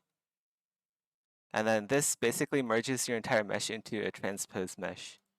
And then you can just like move it around and then it would like create wide sweeping details on everything, including the details. And then if you, to exit this mode, you go to transpose sub, and then that would propagate all the changes to the rest of the model. So that's how you make big changes with a bunch of small subtools.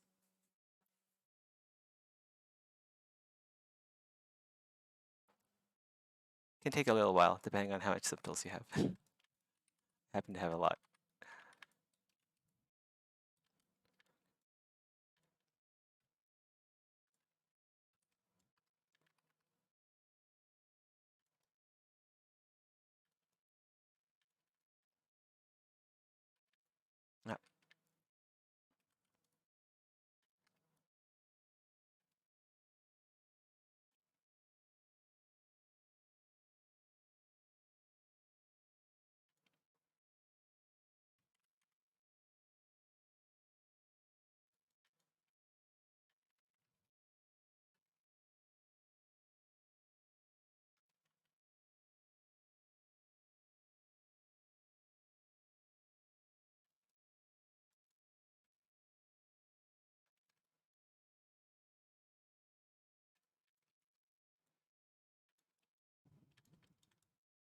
Yeah, Z plugin, go to Transpose Master.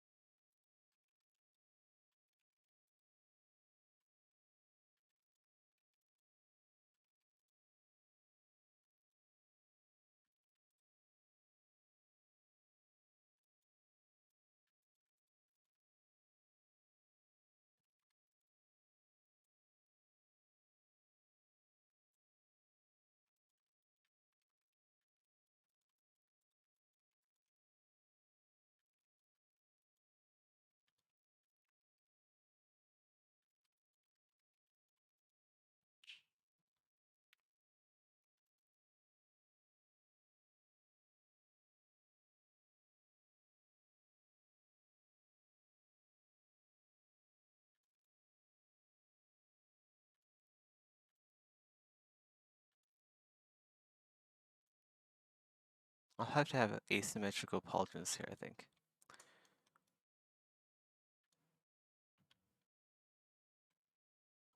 So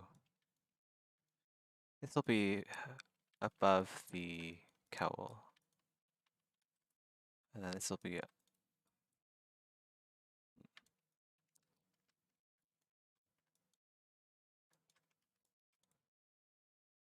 go move this over.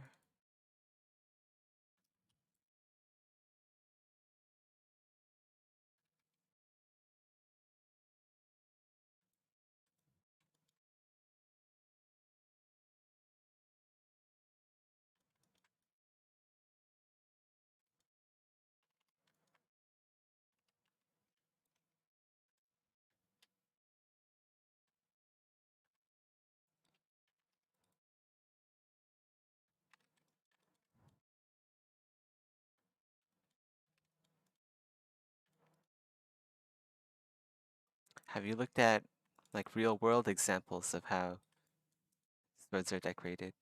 That could be a good place to start.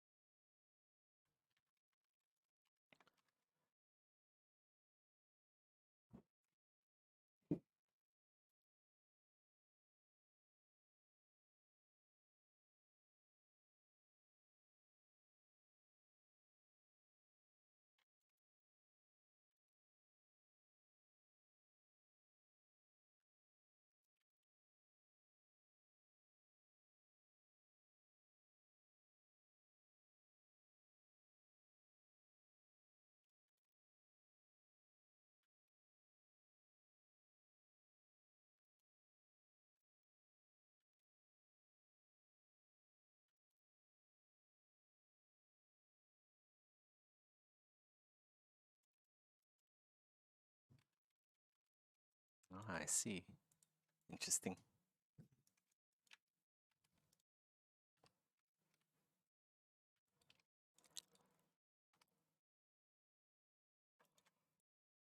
Oh.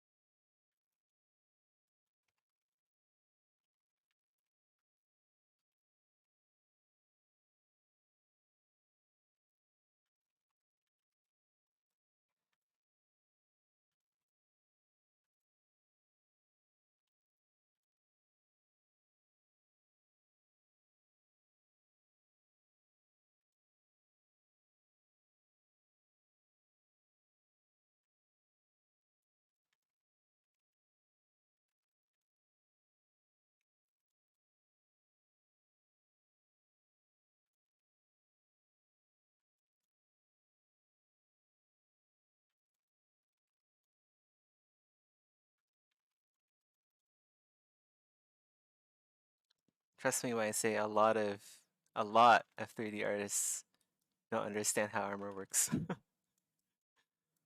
I don't mean to brag or like sound elitist, but it's true. Like we 3D artists as a whole, we really need to work on making sure armor actually looks like armor instead of whatever's being pushed out these days.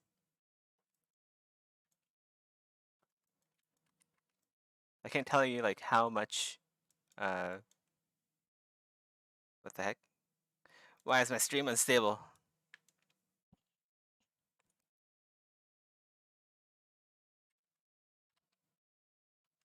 My stream's still working.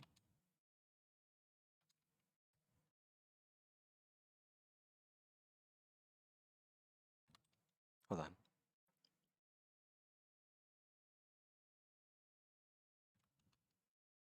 Okay, it is still working. Yeah, my stream had a hitch for a second there. Uh, yeah, I was just saying that we need to like it'd be cool to see like better armor come out because it seems like a lot of people don't understand how armor is made. It's endemic to the 3D artist population. So far, I've only seen like half a dozen other people who actually know how armor works. It's like basic basic metal working stuff.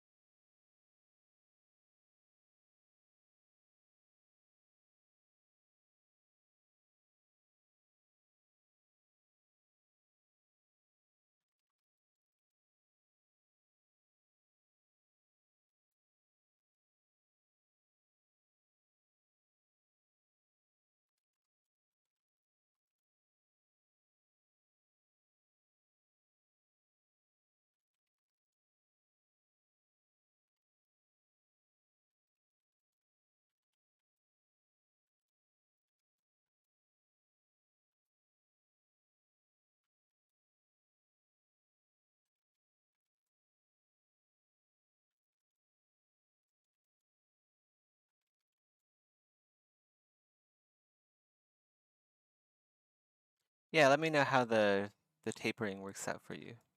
It'll it'll turn your sword from looking like, well, okay, so it'll turn like, if you we'll say if you add that taper to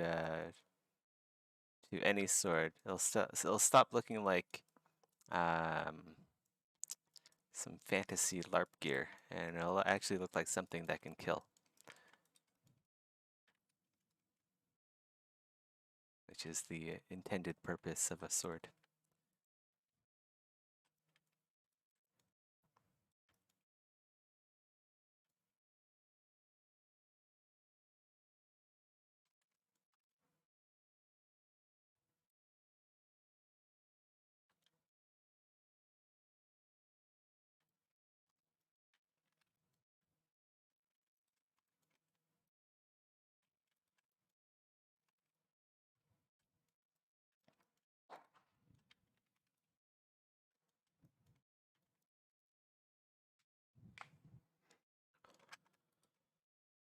I'm just gonna merge all these pieces of cloth together and just like make them nicer.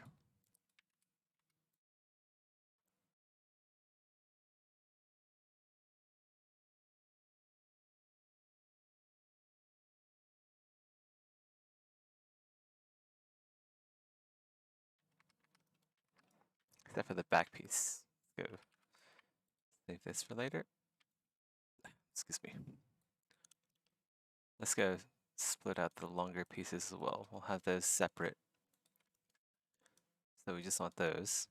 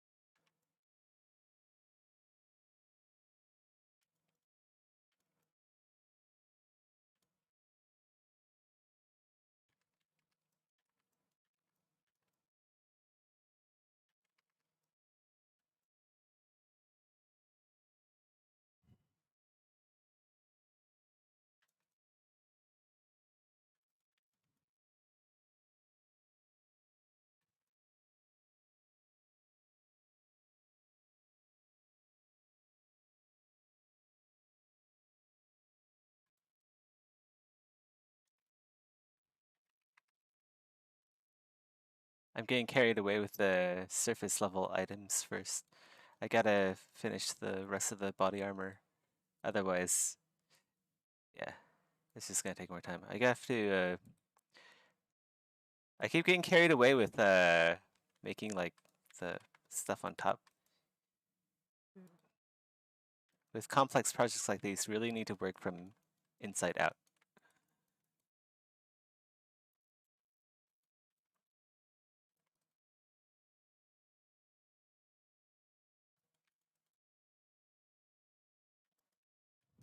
Okay, so we have the helmet, we have the visor, lower jaw.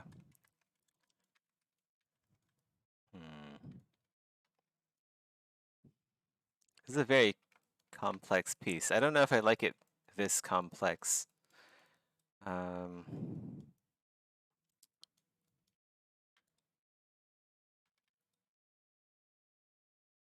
at least not for now.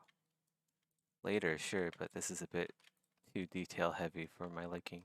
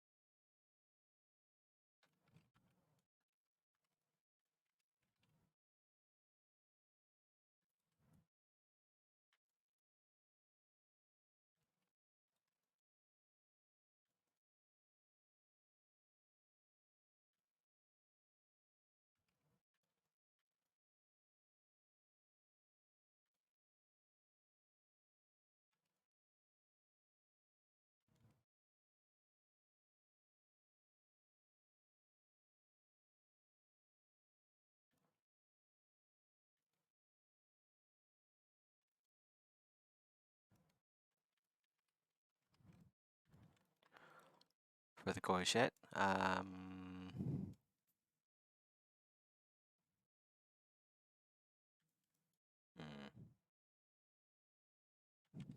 guess the plates will be kind of big, biggish.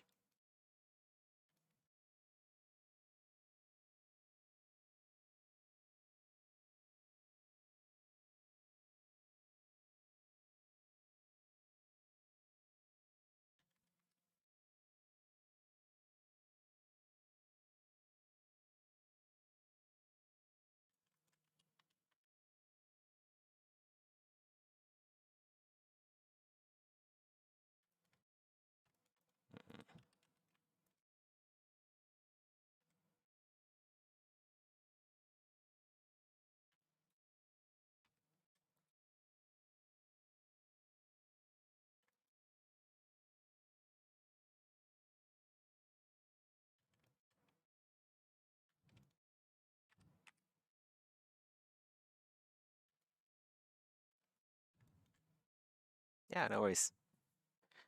Cloth is always intricate to work with, hard to shape. Yeah, cloth takes a lot of work. Depends on if you're using a cloth simulator or if you're using, or if you just like drawing it in by hand. So kind of just have to establish your preferred pipeline for that, preferred methodologies. Yeah, either way, it's a lot of work for cloth. Doesn't matter if you're using a cloth simulator or if you're just using alphas and just like standard brush or something like that. It's a lot more work than hard surface, I think, just because you spend so much time just detailing one piece of cloth. We can already like build a full suit of armor in that time.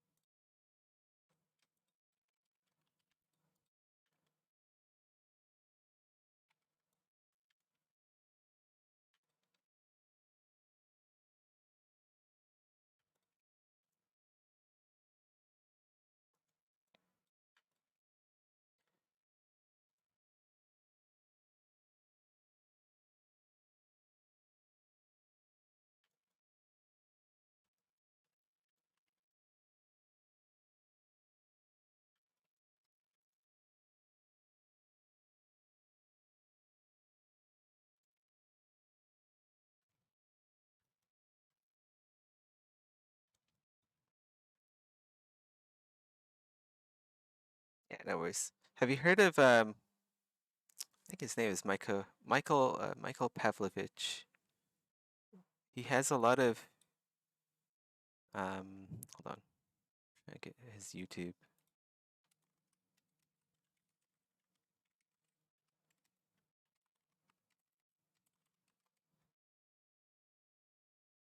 Why is my internet so slow? The fuck? Okay.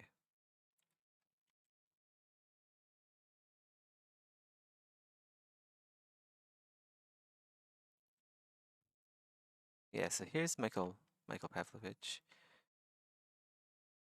One sec. Let me go turn off my VPN for a sec.